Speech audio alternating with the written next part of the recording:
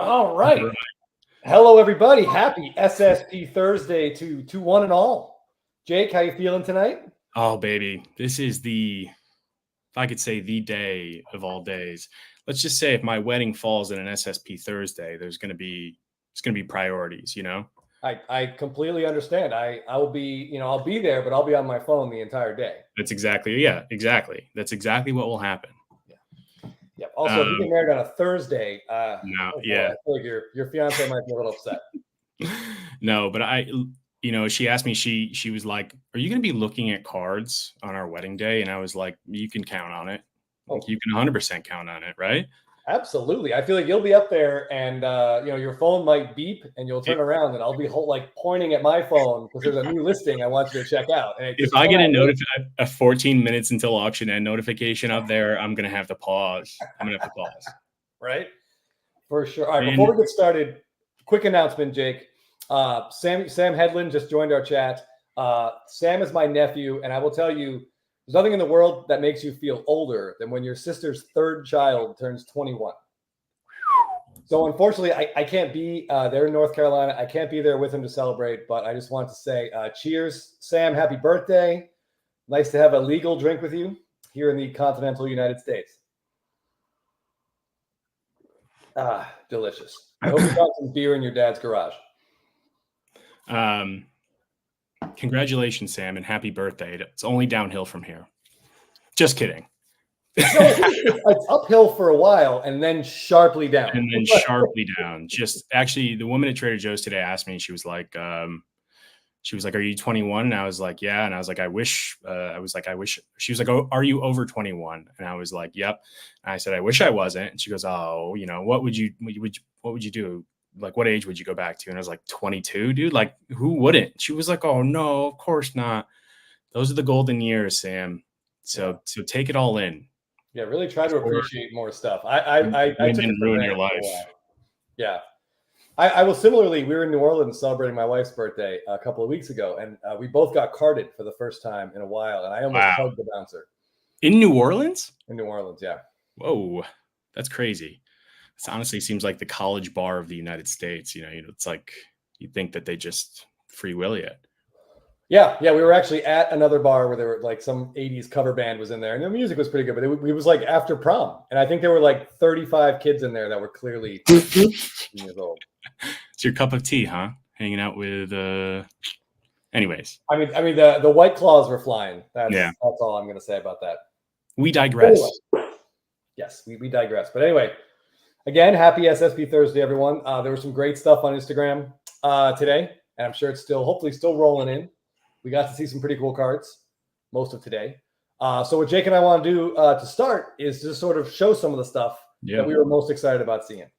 So Jake, I'm going to go first if you don't mind. Yeah. And I like, the great part about this is it's like an SSP roundtable because everybody has their different opinions on SSPs.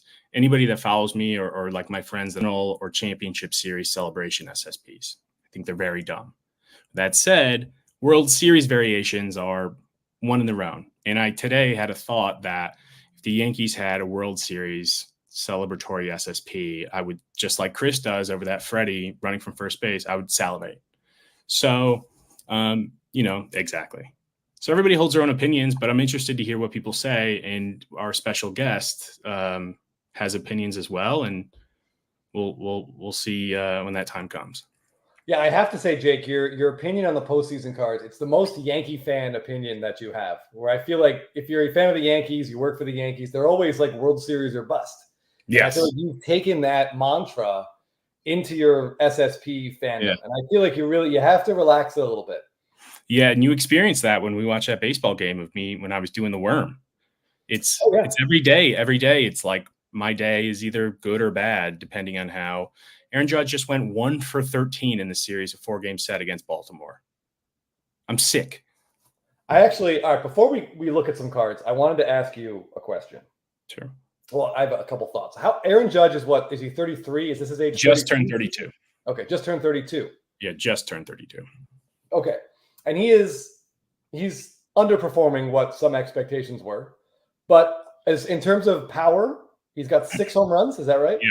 He So he's does. on pace for like a 35 homer, like 100 RBI season. He right now he's literally the most comparable person I could think of was Kyle Schwarber.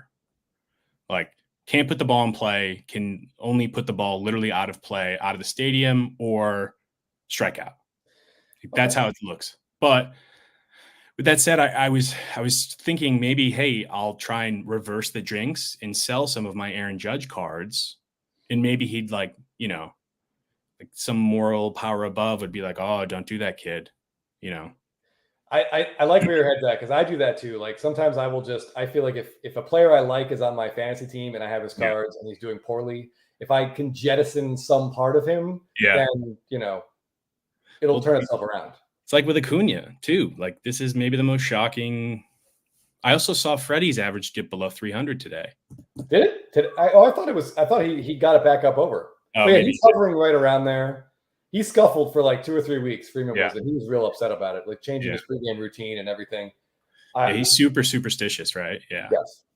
Yeah. But yeah, Acuna and Judge, I will tell you, I would be a lot more comfortable with what I'm seeing from Judge because at least he's hitting home runs. Yeah. Acuna has been the last 2 or 3 weeks. It's rough. He, Olsen, Riley, it's very difficult to watch. But I will say there were very positive signs for all three of those guys leaving Seattle. So we'll see what happens. Things like that. Yeah. All right. Yeah. Real quick here, just want to say, what's up, Jorge? Ben, how you doing? Thanks for joining us. Robert Jane says he can't wait to see the Beekeeper card come out of Topps now. I mean, I'm shocked that hasn't happened yet. And I'm hoping for a couple of things, Jake. I'm hoping for autos. I would love to see some kind of like bee relics in there. They could put part of the hive in the card. Oh my God, like a honeycomb. Oh my God, that's genius. I didn't even think about that. I don't know. I mean, I don't want to see any bee parts in there because I'm very pro bee, as I'm sure you are as well. But as far as the hive, they had to take that down. I would love to see bits of that hive in there. That'd be amazing. Like apparently he put them all to sleep, put them in a box somewhere, and that it's just crazy. Imagine working at some wrangle dangle, pest control shop in somewhere in rural Arizona, and you get a call and he's like, hey, go to this address. We got a bees on the nets. They're playing baseball or something. You show up and you're throwing the first pitch out. Life made. I can quit there. Put me in my grave. Apparently he was coaching his kids' little league team and he got a phone call, like emergency call. Yeah. That would be. He handles it well. All right. So Jorge has a similar experience. He's a big Machado fan. And he was his phone wallpaper, and as soon as he took the wallpaper down, Machado got bases clearing double. So that's okay. That's definitely happened. No, Jorge, that's actually good to know. Candler S makes a good point. Power numbers across the league are universally down. This is the lowest April OPS in the last 20 years for Major League Baseball. Let's just hope they're not messing with the ball again. We do not need any more of that. Do we think it correlates with damaged elbows? Low power, high velo, or just insanely high velo and spin, hurt elbows. So maybe as soon as literally every pitcher goes down, those numbers. The AAA pitchers all come up. Yeah. All right. So, Jake, I want your opinion. Dave's Brave Cards has a question here. Okay. He said, with Golden Mirror SSPs and the total accumulation of SSPs over time for some players, Trout, Mookie, Harper, these guys have them every single year. Do we think they will lose their appeal some over time? I think for the player collector out there, I think they typically obsess over it just as anybody else. But if you're like Chris or me, and we like to buy Mike Trout cards, but we like to buy their legacy cards and their the cards that came from kind of really fantastic sets. And so I've thought about this a lot. This might mean waiting 5 to 10 years for that Golden Mirror set, that image of him, in the dugout with the hat on, to become a super appealing card. But for instance, right now, his 2015 opening day or his 2016 SSP would be the more desirable card. That would be. So I look at these things in and we've talked about this before. I don't want to call it prospecting, but when you buy a card upon release like that, it's basically just depreciating completely off the lot. And so that's why I think it's worth waiting a few years to kind of see how I think we're learning actually from 2023 that those Golden Mirrors are super, super hard to pull and they're super scarce. I mean, estimates are 50 to 75. of a print run. And like people are seeing that with the 2023 Golden Mirrors. I mean, I've been searching for an Anthony Volpe Golden Mirror for like since it was released, and they were out upon release, and now you just don't see them.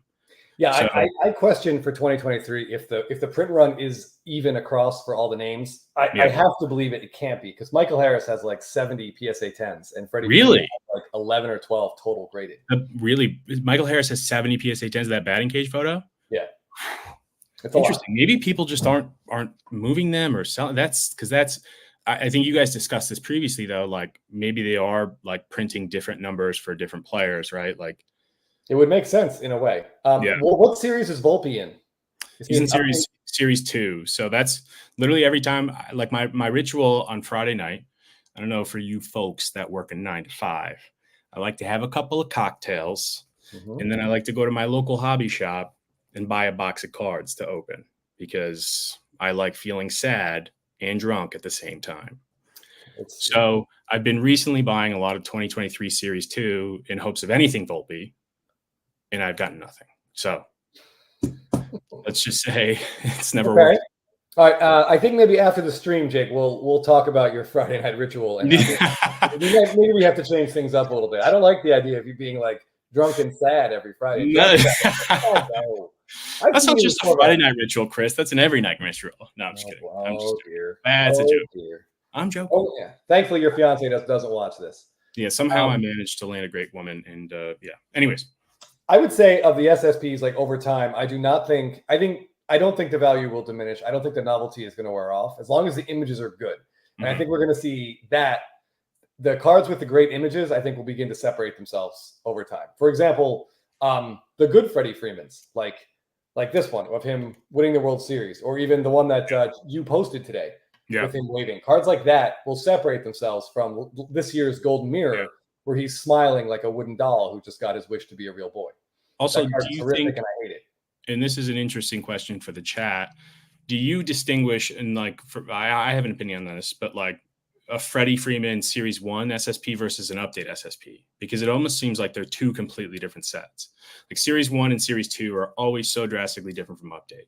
And I know a lot of people who really only collect Series 1 and Series 2 because they typically print the hell out of update. So like if Freddie has an SSP and update, is it looked like a little bit lessly, or more, I guess, frowned upon? Not frowned upon, I don't know what I'm trying to say, but like, for instance, I don't really collect update SSPs because they kind of go in just a million different directions. It seems like Series 1 and Series 2 are run by the same team at Topps, and update seems to be a completely different team. So that's an interesting question. Do the folks here collect update as much as they collect the Series 1 and 2, or do they kind of stay away from update? So I'm assuming you're referring to like the star players that have SSPs in update sets. Yeah, or just even anybody. I get that a lot of rookies have update SSPs, and those are obviously important. But like Albert Pujols' 2022, his final year, his SSP was an update. It's a great card. It's a fantastic image, but I think that the print run is drastically different on update. Like, yeah, I mean, I have to look at the pop reports. I will say that if I'm an image first guy, so if the update image is great, then I want it. Like the 2020 Acuna update SSP is a horizontal, and I think he's just either homered or hit a walk off. He's running with his arms out. You can see the jersey. Right. Phenomenal card. I don't care what series that's in. I want a really nice copy of that. And actually, that's what I'm still looking for. That's a great way to think about it for any new collectors. Always take the image, but Okay, I want to hit some comments here. Doc's card says sad and drunk, must be married too. Haha, just kidding. Love my wife. He is engaged to be married, but M. Parsons is once again concerned for your mental health, which I feel like is sort of a consistent theme. Every time she sees you, she ends up concerned about you on some level. Megan has seen me in my highest and lowest of times. Oh, for sure. And that all revolves around sports cards. So don't worry about me. I'm making it. What we were talking about with the print runs, Matt McNeil says he's only seen 2 Kyle Tuckers out of 2023. Yeah. So, I mean, I don't think that's surprising at all. I think they do print the rookies at a greater number. I have no proof of this other than PSA prop reports. James Gatton says the Harris SSP is a pop 35. Oh, 35. Okay, my bad. Maybe I was So looking at the total number. if you're on that page, James, can you look at the total pop, like total number of graded? That generally gives you a pretty good idea as to.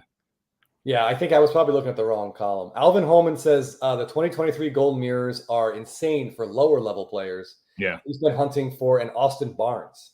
I mean, good luck. Good luck. Dude, Alvin, good luck, fella. And you're the only person I know that will just dedicate yourself to find the lowest end Dodger player. He will literally try and find a Bat Boy SSP. That's how much he loves the Dodgers. I mean, you got to complete the team set. Once you get going, you got to complete it.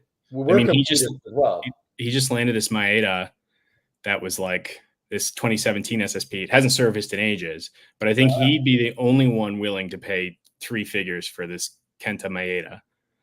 Dude, once Ben paid almost $200 for a Matt Moore, I felt like the floodgates were open at that point. I found myself spending $200 on a Jesus Montero card, and I really took a long look in the mirror on that day, and that's something I don't like doing anyway. War stories, but I mean, everybody does the same thing with the teams that they love. Like I do with the Yankees. I always like DJ LeMahieu cards. Like, I will buy them at any opportunity. Anyways. Yes, I think that we also get sort of emotionally attached to players on our teams that have big moments, even if they aren't on the team for a while. Like LeMahieu had a huge home run against Houston. Yeah. Right? I mean, and similarly, this one card, let me see if I can find it relatively quickly. One card that came up, here it is. It is Sweet Spot. One card that came up on SSP Thursday today is this Jorge Soler card. And I had, and I'll be completely honest, I totally forgot existed until Sweet Swingin' 55 posted it. Oh, nice. Oh, with his World Series ring. That's so this is Jorge Soler getting his World Series ring directly from Brian Snicker, who was on the card. Oh, that's amazing. I vaguely remember seeing this in 2023 when it first came out, and I was like, oh, I'm going to get one of those. Completely forgot about it. Can you find any? Now I need one.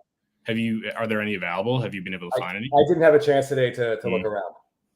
It's, I mean, I say that about Anthony Volpe, obviously scarce, but like even Carlos Rodon, I just saw one for the first time in ages. And it's not like that great of a card. It's when he did his presser after he got signed with the Yankees. But still, it's like a piece I'd like to have. He got pretty lit up today, but he's really redeemed himself otherwise. So yeah, I haven't watched. I had him in fantasy last year. I think that explains what happened. I would love to see your fantasy record, Chris, because every time I hear a fantasy story, it is like Nightmare on Elm Street. Yeah. I have one league in particular where I really feel like I am just a floating cloud of cancer that just whatever player is on my roster. It's but yeah, Rodon looks like he's A, pitching, which is great, and B, pitching actually, pretty well. Yeah. Which is good. But I was talking to Sweet Swing in 55 on Instagram today about I really want to go back to the 2023 Golden Mirrors and try to get every player that has one with their World Series ring.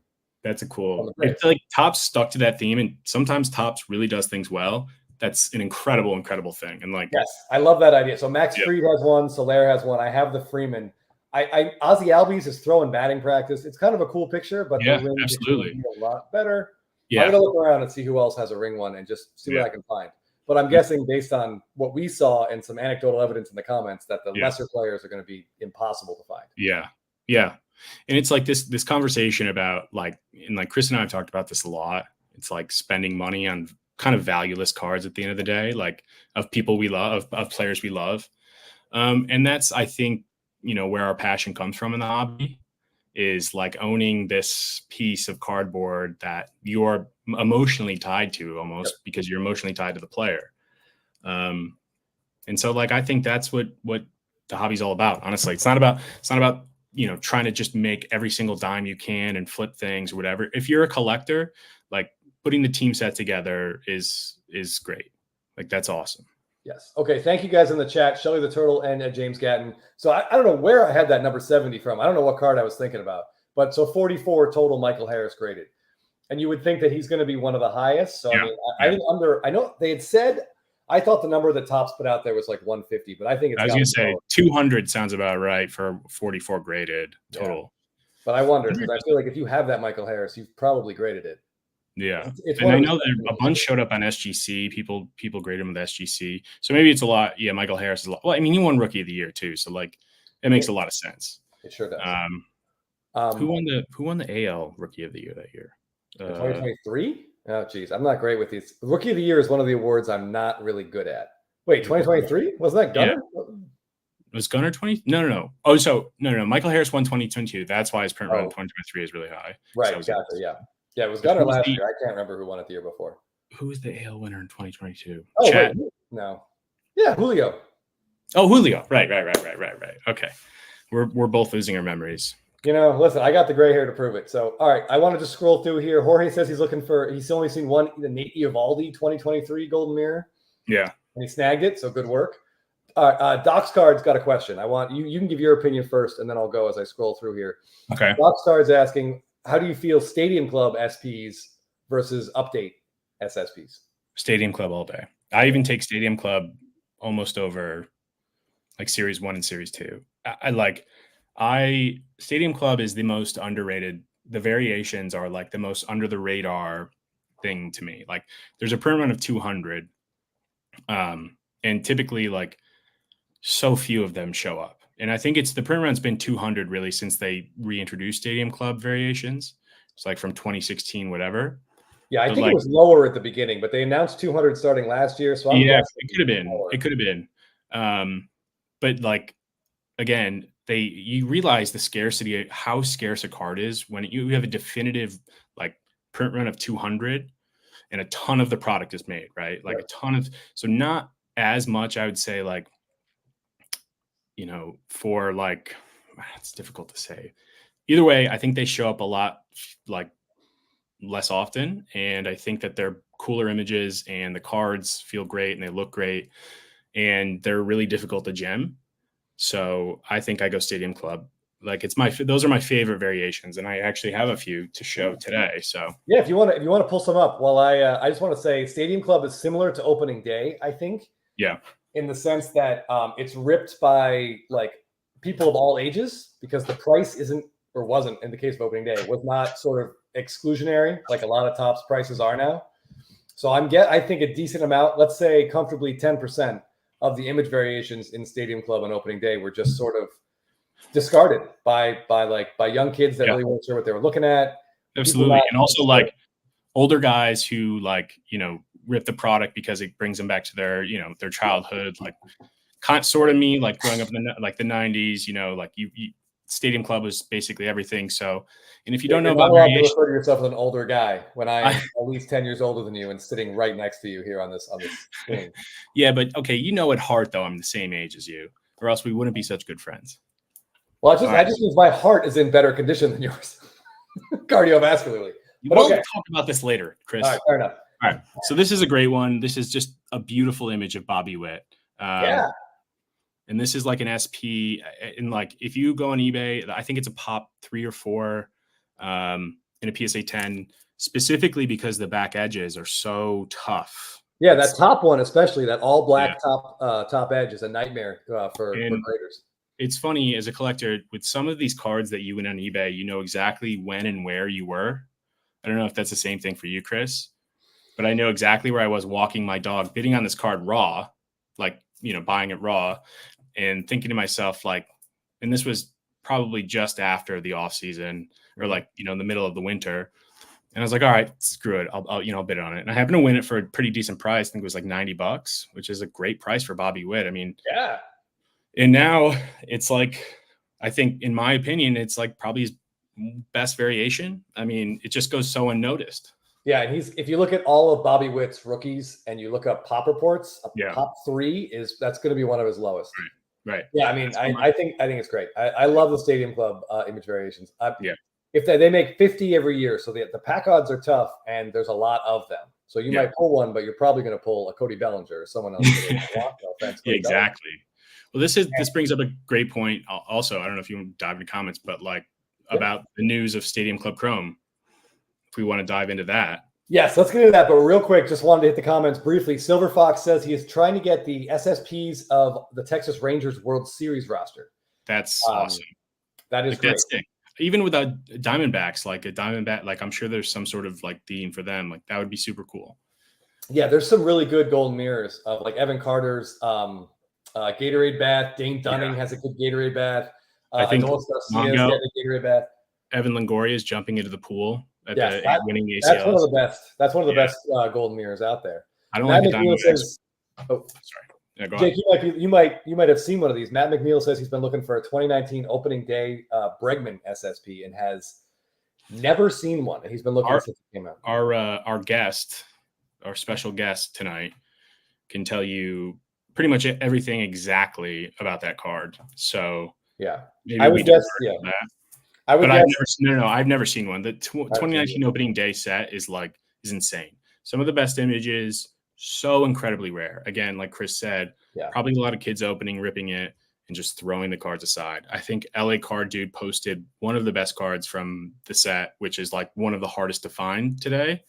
And that's the Kershaw overhead one. Yes. Yes. So let's see if I can find that. See if you can dig that up. And while you're doing that, let me get into the comments here. Clean cards. I apologize. I didn't mean to give you a heart attack about the pop report on that Michael Harris. Congrats on having it. Davo says Judge has played 100+ games since his toe injury, and he's hitting under 215. I mean, maybe there's a correlation. I think that the average is, so I think he ended the season last year batting 270 with 20+ home runs after his toe injury. He was like the best he'd ever been after that toe injury. So look, the Yankees, like a lot of people, they like to not tell the truth about injuries. He could be dealing with an injury, but from watching literally every single one of his at-bats, it just seems like his timing is so off. That's exactly how I feel about Acuna, and from the same level of research, that it's getting a little bit better, but now he's striking out more, and I feel like that's a little frustration. He's behind on a lot of fastballs, but I think it's coming. He hit 2 balls really hard yesterday, so we'll see. Forza Collectible says he's frustrated about that's it. Okay, hold on. He's really frustrated that it doesn't seem like Royce Lewis has been in a lot of products. The unfortunate part is Royce Lewis hasn't really been on the field enough to get images to be in products. But I feel your pain. I'm still waiting for a Spencer Strider Topps Chrome base card. And if you don't get it this year, it's like we should go picketing. There's got to be. He must have banged someone's wife that works at Topps, and they just won't put him in sets. I don't know what it is. Who wants to go on a mustache ride? Right. Okay, let's see. Hold on, real quick here. Canadian to the Hobby says he's looking for the 2023 Edward. I'm not sure if I'm pronouncing that right. There's an O in that for some reason. Julian Golden Mirror. It's on the checklist, but he has never seen it. And I got to be honest, I've never seen that card either. I don't actively look for that guy, but A Plumber Man with a pretty funny joke. I will repeat, and I apologize to the Royce Lewis fan who is watching along here. He says you can find Royce Lewis in the Topps IL set every year. It's a painful but accurate. Can you imagine? Oh my, that's actually hilarious. That's like what do they call the Peabody or like the whatever the worst performances in movies or TV shows? Don't they like the raspberries? Yeah. They create like an award show for them. Yeah. But poor Royce Lewis just hits grand slams and then hurts himself. Jake, I'm going to need your backup here when I answer this question. So Bazooka Tom is asking, coming from 100% no judgment zone, which is usually the preface of a really rough judgment to follow. Yeah. He asks he says, do I wear Braves jerseys all the time or just on the channel primarily? Now, I can answer this one. I can answer this one. Never seen him not wearing a Braves jersey. Literally. Never. Like, it's maybe like putting on a Braves jersey. We've had a few late nights at Chris's house, and I've, crashed in their vicinities, and you could just tell that, like when he was, getting up, it was like the Braves. That's like his robe. He puts on the Braves jersey first. I don't know what his slippers look like. The Braves jersey comes on first. Base MLB Network comes on second, the TV immediately, and then he starts his day. So, to be fair, to further pile on, my wife actually asked me a couple of weeks ago what the last article of clothing I bought for myself was that wasn't a Braves jersey. I don't remember. It's probably a I don't Braves remember. t-shirt. But that's an indictment of my clothing more than it is anything else. Yeah. You have so many Braves jerseys. I think I have 4 Yankee jerseys. Let's just redirect our conversation. But like, I actually noticed that. I'm sorry, Bazooka Tom. I actually noticed this myself. Every time I watch Blabbin, Chris has a different. Like, Jeff wears the same Milwaukee Brewers jersey usually every time. Chris has like City Connect. He's got like away, home. He's got throwbacks. I mean, he's the biggest fan there is. What else do you need to know? Like I said, Jake. I haven't bought a regular shirt in a very, very long time. Yeah. So Doug Campbell says we need a word of the week, and then every time we say that word, we all have to take a drink. I think this is a fantastic idea. So we'll start this. Let's start this right now. We're a half an hour in. Jake, he says the word "the," which I have a little tough. What do you think? Well, what's a good word for this week? We'll see if anyone comes up with something good. Depends on how much you want to drink, right? Tops, maybe. Oh boy, tops would be tough, but we don't say it like, oh, it's tops 27. I would say our Canadian friend says the drink word should be card. That's going to be a tough one too. We won't survive. Let's say gem. I feel like gem. Okay. Gem could be a good one. But we also say 10. I don't know, Chad. You guys figure it out, dude. What's the best word? Yeah, throw some good options, and we'll go with M. Parsons says we have previously used glutes, baked in, turtle, and zygote have been our previous drinking words. But we'll see. Alvin Holman, yes, Jake and we are going to talk about that Bryce Harper Stadium Club card. Yeah, we will get there. I promise. But Edouard is the correct spelling. He's a French Canadian. Cardboard Showcase. I just want to say, you have the PSA. You're like one of the only few people that I've seen have that PSA 10 of that Stadium Club wit. But you also have pretty much every card I'd ever want to own in my life. So, I'll just take it at that. Your collection is crazy. Okay. M. Parsons tells me that I recently purchased a Braves hat. Does that count as clothing? Unless it was from a thrift store, which I don't think it was. Oh, yes. That's what I bought. And it was, it was 2 years ago. Come on, 2 years? I bought a t-shirt at a thrift shop from the sitcom Friends, which I bought kind of as a joke at the time. And I just continue wearing it because it's really comfortable. Let the record show that. Please scrap that from the record. We don't need everybody leaving this chat knowing you wear a Friends t-shirt. Oh, boy. All right. That's just a generational thing. You don't understand. You're too young. I'm a Seinfeld guy. What does that mean? Well, they were on a half hour apart. If you like one, you watch the other. No one just watched one without watching the other. Come on. They were both huge at the same time. Anti-Friends. All right. Alvin says if Kimbrel makes the Hall of Fame, I have to buy a Braves Kimbrel jersey. I mean, I thought he was pitching with the Red Sox. Currently, well, he was pitching for the Orioles, but since he started blowing all their big games, I don't know what they're going to do with him. How old? He's got to be pretty old now, right? He's like in his early to mid 30s. I would guess he's 34. But I'd say Topps has really done, like, if Topps is the word, we need to drink. Topps has really done him well in terms of images, just because of his not wind up per se, but his stretch, I guess. I don't know. His older cards, there are some fantastic images. And it was like so kind of like 2013, really, really cool horizontal shots of his like. It's almost like the pitcher's version of the Soto Shuffle, I like if you think about it. Okay. All right. Okay. So Canadians of the Hobby is already drinking a card. Attaboy, buddy. I appreciate it. Good for you. I don't know where this beam of light is coming from that's hitting me, but that's going to burn the hell out of me before tonight's over. You are Jesus. SFO Sox fan, I want to address this comment. Then, Jake, we're going to look at the card that you want to talk about. Okay. SFO Sox fan says, my next Brave shirt has to be Chris Sale. And I want to be very clear about something. Jake mentioned earlier that I have sort of an innate ability to ruin players by buying their cards, Spencer Strider, Garrett Cole. Called the Chris Curse. Putting them on my fantasy teams, Rodon, Strider, Matt McClain, Yuri Perez, Bobby Miller. This year's been especially brutal, Grayson Rodriguez. So I'm not touching Chris Sale. I'm not buying a jersey. I'm 0 cards. I avoided him in all my fantasy drafts because it just felt like he was on the precipice and he didn't need me pushing him over. So far, he's also prone to injuries. I don't know. Yeah. So far, he has looked great. I'm not getting involved. I'm staying out of it. If it costs me every fantasy league I'm in, when he goes up against me in head-to-head leagues, I hope he strikes out 15, and I'm not getting involved. He's got such an action. I like when I watch the Yankees play against Chris Sale, it's like I don't know how anybody hits that. But how do you time that? It's like watching Randy Johnson a little bit. It's like how do you time that release? It's so difficult, especially guys with like high batting leg kicks. It's like crazy.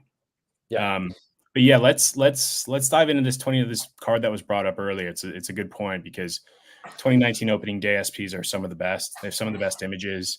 They stuck with this great theme of kind of like most of the shots are like portrait shots. So this one's from LA Card Dude, who's been selling just a ton of crazy Kershaws and other cool cards. I think he's got some ending soon as well. I love this angle. Yeah, I mean, this is great. It's actually very similar to this card that I actually was going to show. So this is just his 2021 SP, but this is a subsequent card to the 2022. So it's very similar. Yeah, there's a definitely similarity. Different. 2019 has better colors, I think, and the white jersey. But this is, guess what the pop is for this card, Chris? Total pop at PSA. Which one? Sorry. This Kershaw, this opening day is 2019. The total pop, those 2019s, it's got to be like 6 or less. 3. Total. Wow. 3 PSA 10s. That's it. That's awesome. And like I would say the average like total pop amongst that entire opening day variation set, it's got to be 6 or under. And the only ones that would skew it in the higher direction would be Trout and Harper. But otherwise, I think actually there are a few listed right now for bids. So people go buy them because you'll never see them again. Yeah, that's the kind of thing. You see one of these cards comes up and you like it and you've been looking for it. You can't dilly-dally. Yeah, literally. I would say. That's how I feel about it. Exactly. John Hargis tells us Kimbrel is 35 years old. So thank you for he's that. young. That's like technically your prime, right? Especially as a reliever. Yeah, I felt great when I was 35. Yeah. I mean, you know what I mean, though. Yes. For a relief pitcher, yeah, I mean, I don't know. Relief pitcher, I just referenced Bartolo Colon. Even though he was a starting pitcher, that guy can pitch until he had diabetes and was like 43. Peak male athleticism. Zuckerman 182 has a question, Jake, and I'm not 100% sure on the answer, but I am pretty sure on the answer. So you let me know what you think. Okay. Yeah. Thank you. He's asking about the 2020 Stadium Club Chrome Shohei Ohtani auto, which is obviously a card that we are very familiar with on this channel. And is it a redemption or were they live in packs? Obviously this is a card we pay a lot of attention to. With all the listings and or pictures of them, I've never seen them sealed. So I have to say that they were live in packs. I agree. I believe they were live. I wouldn't bet my house on it. I don't know for 100%, but I'm like 90% sure that they were live in packs. Yeah. I would like to know actually though, it's interesting to think about whose redemptions, like Bobichet was a redemption. Like who else? Jordan was he a redemption too? Yeah. So maybe, Shohei, it's like, I guess there should be no non-rookie redemptions, right? Like I feel like in theory, you're right. In theory, yes. Yeah, because those players are there. Yeah. So I think those are live. So go out and buy all the 2020 Stadium Club Chrome you can find. Just know that if it is a redemption, you will not be getting that card unless you threaten somebody's family. Yeah, and even then, I don't know. But yeah, I mean, I think the best autos in that set are the non-rookies. The Ohtani, the Harper, the Soto. Those are probably the 3 best autos in there. The Soto is long-term. It's the greatest set of baseball cards since 1952. Yeah, I would agree. Come at me, people. I want to hear that. if we're going to debate it, I would say the things I'd put in that realm are 2011 Finest. And maybe 2018 Topps Update. Oh. That's going to go down as a hell of a set. It is a great. Well, okay. In terms of players in that set, but I'm saying it just purely on design and imagery. Yeah. There's nothing. Chrome is the best. It has. I'm not sure it has. It has a lot of equals out. Yeah. Well, that's like this is obviously another thing, but 2018 update is almost a completely different set from 2018 Series 1 and 2. And later in the show, we'll get into some of the stuff that I collect and Chris collects. We can talk further on it, but that was kind of my original asking point there. But do you want to show a couple of cards from SSP Thursday? Yeah. Let's try to do this relatively quickly if we can.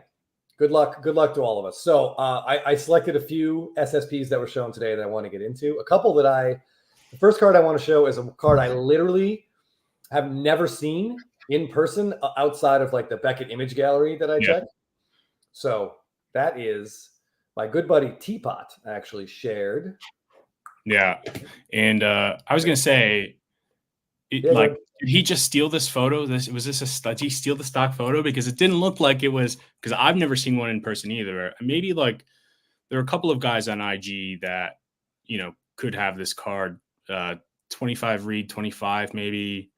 Yeah, Mez cards maybe. Mez cards maybe. I think second year ban is a big Phillies fan as well. Or even AV cards too, like those guys. But I've never actually. And maybe we'll see one pop up now after we talk about it. But this is a great one. Yeah, he snatched it off of ComC last year for like $30 or something. Yeah, I couldn't believe it. I was like, all right, that's amazing. I never saw the sale, never saw it come up. So good for him. This card is badass.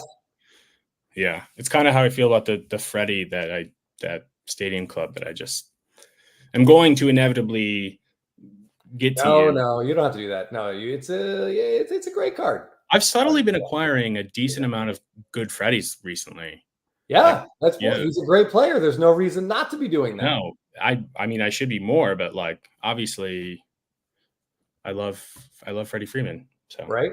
Okay. All right. So that was one I want to talk about. That Bryce Harper is just really cool. The 2019 Stadium Club set is great. It's really rare that I find myself as an adult talking about the font that you see on things, but the font on that Stadium Club set is like really dramatic. Yeah. And by the way, if you guys have not seen the Ryan Gosling sketch where he makes fun of the Avatar font, Google that immediately. It is absolutely hilarious. Yes, Kevin Morales, the Stadium Club card that Homer Dome posted today was really badass. Like that's a really cool card too. Yeah. Also 2019 Stadium Club. Go figure. All right, so we have briefly talked. Oh boy, hold on. Which one was this? Was it this one? This one? Oh, my poor brain. All right. So going back to some golden mirrors. This is Gunnar Henderson's golden mirror SSP. And I love images like this. Yeah. But he doesn't even look like Gunnar. Like this, I love this card, but it doesn't look like Gunnar Henderson. This looks like, no offense, like a cancer patient a little bit. Like he looks a little ghostly. I'm sorry. Well, I mean, looks like he's carrying around about 40 pounds of gold chains on his neck. So that he's could a small be guy. exhausting him. I can't believe he just homered. I love images like this, like the Bobby Witt Stadium Club Chrome Auto. Yeah. Where he's high-fiving. Yeah, that one's incredible. I want that one so bad. The 92. That's like one of the only, like, I'm not huge of the 92 design, but this card that Chris is about to show is like one of my. It's like I need this card. I don't want to correct you. It's the 91 design. Sorry. But that's okay. But yeah, so this card is awesome. I love this image. High-fiving his teammates. Yeah. Looks like that one guy's checking out his ass, which, can't hate him for it. Cannot hate him for it. By the way, card, glutes, zygotes, and baked in. I hadn't had a sip in a few minutes, so. Cheers. This card is great. There's actually a red refractor on eBay right now that looks phenomenal. Yeah. And if I didn't need my car so much, I might make an offer on it. I was going to say, what was the ask? Is like $4,000 or something like that? It's a lot, but it's not. I don't think it's if you really love the image on this card, as you should, there are only 31. You also, all right. I'm gonna let this chat in a little something that absolutely going to share peeves me about Chris. Chris has one of the best collections I've ever seen in my life, and like the slabbed cards, and he doesn't put the slabs in sleeves. He leaves them out to get scratched. He just tosses them around like they're credit cards or something. I just can't, like, that is one thing. I've got about 8 million PSA sleeves for every time. And Chris just so casually just, hey, take a look.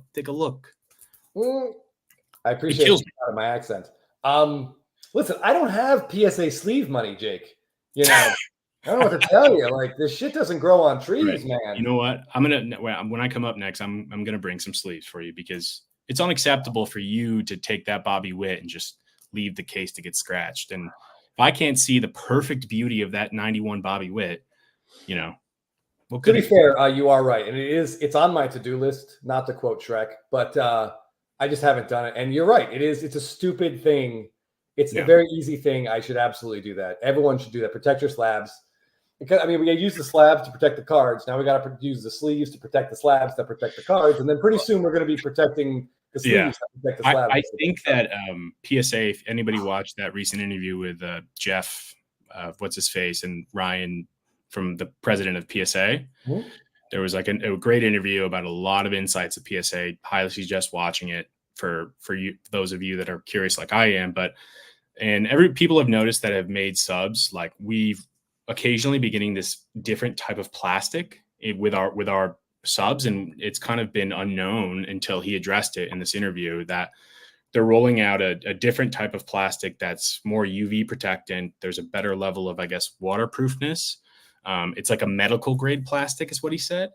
So I also think that one is going to be significantly more scratch resistant than the brittle plastic that they use now. So it's also more crack resistant. It's impossible. Yeah. And by the way, I believe the proper term is waterprooficity. I think that's the waterprooficity. Yeah. But yeah, I had noticed that we get like the last couple subs Jeff and I have done, like 10% of the slabs are this new plastic. Yeah. And for some reason, it's like they know.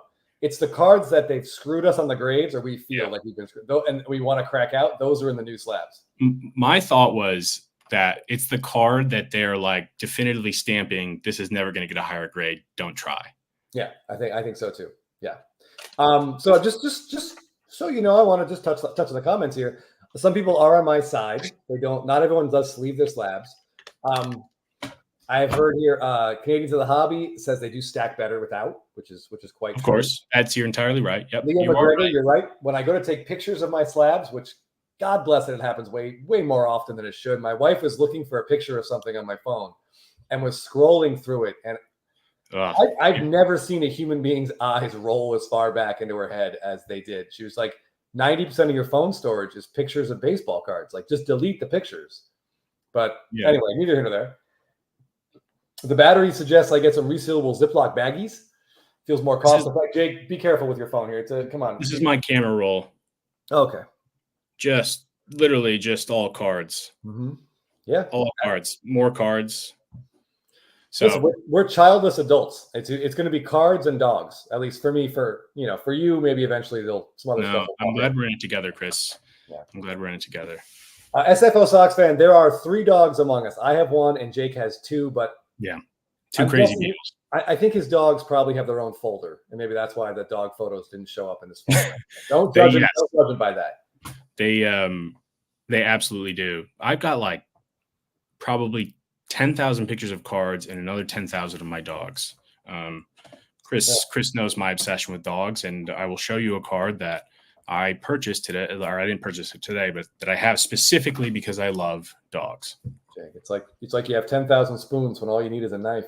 So Canadians of the Hobby says he cracked a Morel out of those new slabs and resubbed. If you could please message me or in the comments, tell us how you successfully cracked, because it took Jeff and I say Jeff and I, mostly Jeff, about 10 minutes to get a card out of that. Jeff cut himself twice, and it took like 2 of us to do it. So also the interesting thing that the president of PSA said was that somebody asked him, and I'd wondered this for so long, that when they get cards in to be crossed over or like reslabbed, do they have just a guy in the corner with some pruners cracking out each slab individually, or do they have like some sort of machinery? So I guess for PSA, they have like a machine that they're able to extract the slab, but for BGS and any other like non-PSA slab, they literally do it just like we do it. Yeah, they have a guy that just cracks them out.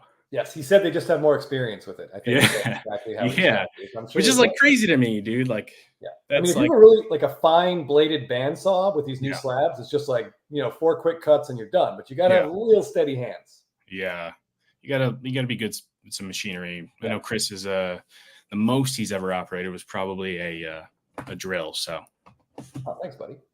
I operate the hell out of that drill. I got to be honest with you. What would I be without some ribbing? Oh, please. I mean, you are. That's all I've ever operated was a drill. What?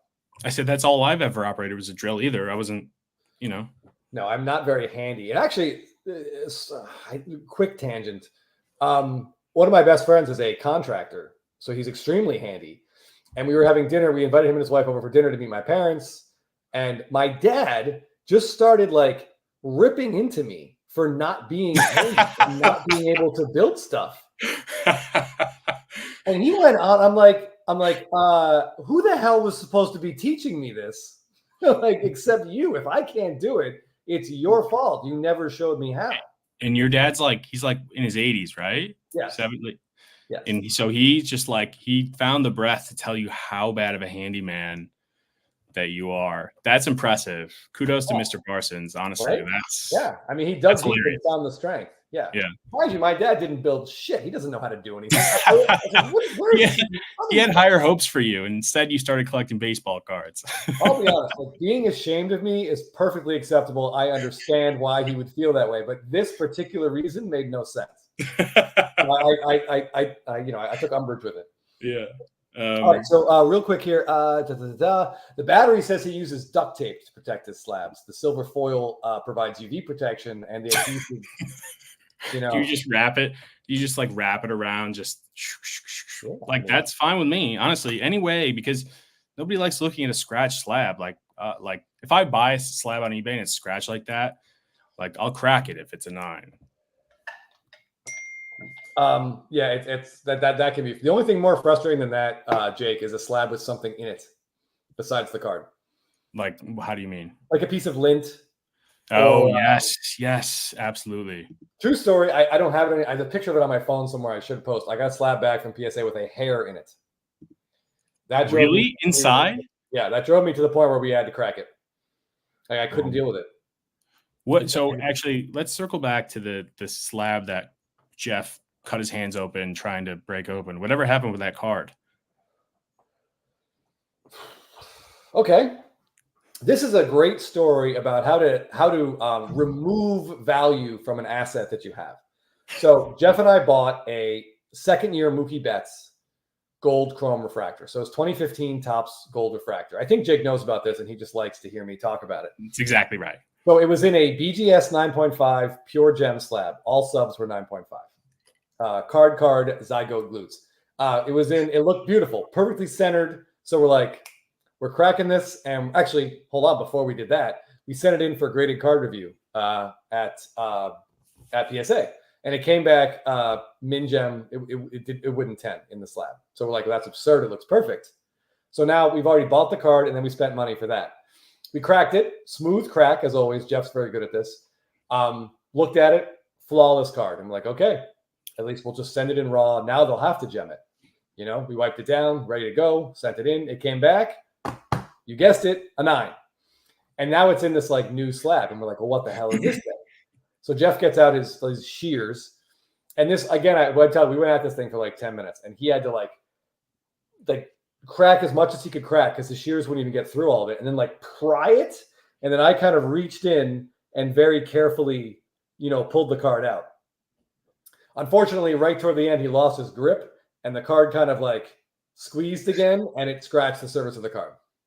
So we're like, I mean, this was as distraught as two grown men can be over a piece of cardboard. Now we're just looking at this card and like we couldn't do anything about that scratch. It was just there. So we're like, all right, what do we do about it? So we ended up sending it into ComC, and we priced it below what we paid for it. And someone snatched it right up. Then we took the money we had in ComC, and who do you think we bought? I'll give you a hint. It was in March. Mookie Betts. Spencer Strider. We bought a 2020 Bowman Chrome Sapphire Gold Refractor Spencer Strider, which is numbered to 15 for no discernible reason. Ooh.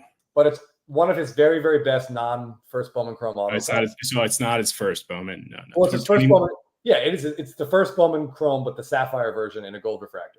Isn't that better than the non? I don't know. It just looked Like amazing. Sapphire? Yeah, there's no autos in that Sapphire set. So this Yeah. is arguably his best Sapphire card. If that makes sense. In my opinion, that's better than just his Bowman Chrome gold first. Yes, I totally agree because there's Yeah. 35 fewer of them. So this was a great card. We were very excited. And I'd say about 15 days later, his season was over. Have you seen, like, and I'm sure you still look at Strider cards on eBay. Have you seen like values drop, or have they remained stagnant? Most people have just pulled them back. There aren't a lot up for sale. Most people are just holding. Yeah, interesting. It's like we're like with Trout right now. It seems that a lot of people are trying to sell Trout, but I don't like. I think his market is relatively stagnant since he hasn't done anything for the last few years. So like, it really is always. It's like a great time to buy Trout. But I'm gonna be honest with you, Jake. I think that's a completely erroneous statement. I would not touch a Mike Trout card right now. That's really. I think it's got nowhere to go but down and down and down and down. I'm not saying I'm going to buy a Bowman First Gold Mike Trout, but I'm saying that, like, if you have an opportunity to get, say, I don't know, like a 2022 SSP or something like that, you can probably get a good 20-30% discount on it right now. And it's Mike Trout. Okay. Yeah, I can see that. Like getting one of his like kind of rare variations. Yeah. Okay. But like, I want you to really think about this, and maybe circle back. Jeff and I are going to talk about this at another time. But like, what would Trout, now that he's injured again, he's going to miss 2 months, comfortably miss 2 months, possibly probably more, but to be back to comfortable playing. Yeah. Like, what does Trout have to do for his card values to go up from this point? Can he physically do it? I don't think his cards go up now until he hits his 500th home run. I think it's a downward trajectory until he gets to about 450, and then it'll stagnate till he gets maybe 500. There'll be a bump. Well, I I didn't realize his batting average this year was 220. Every highlight I saw of him was just hitting nukes. Well, he hit 10 home runs. I thought at a point I saw him, he was batting 290, almost like 300. I had thought that he was a great candidate for AL MVP at that time. I think that certainly is, if, an AL MVP, another AL MVP, because God knows they're never going to win the World Series. But yes, I think exactly right. It's the next milestone, right? Does he have 2,000 hits yet? I think so. Yeah. Okay. So it's going to be 500 home runs, which it's I think he'll do, because even though it feels like he's been around since ancient times. I'm done saying what I think players are going to do. I don't know. I don't know. I don't know what Trout's going to do. I don't know how many of these injuries his body can really handle. What we don't want to see is Trout running around like Stanton. Well, what we don't want to see, and we've talked about this a lot, take him out of center field. Yeah. Just take the guy out of center field. I know their competitors force him to DH or play with Harper. Like, Harper's had a lot more success. Yeah. Just put Trout in left field. I mean, at this point. But anyway, all right. So one of the things Jake and I want to talk about today was, of course, the sad. We got to get back on topic, Jake. Yeah. Thorson is right, though, real quick. If Trout does get traded to, like, say, the Phillies or the Mets, by the way, man, what a fit that would be. His cards might see a bump, but the amount of money that the Angels owner would have to eat to get that deal done, and that guy is just horrific. We'll talk about Trout some other time. This could go on all night. So I did want to talk. We want to talk about two things a lot today. One was the cancellation of Stadium Club Chrome, which really, it hurts us. But I do think there's like a way out. Like, I don't feel like this is it's not a worst case scenario. I do think there are great aspects of Stadium Club Chrome that, if done correctly, can be seamlessly put into Stadium Club and give us one amazing Stadium Club product. Yeah. Will they do that? Fingers crossed.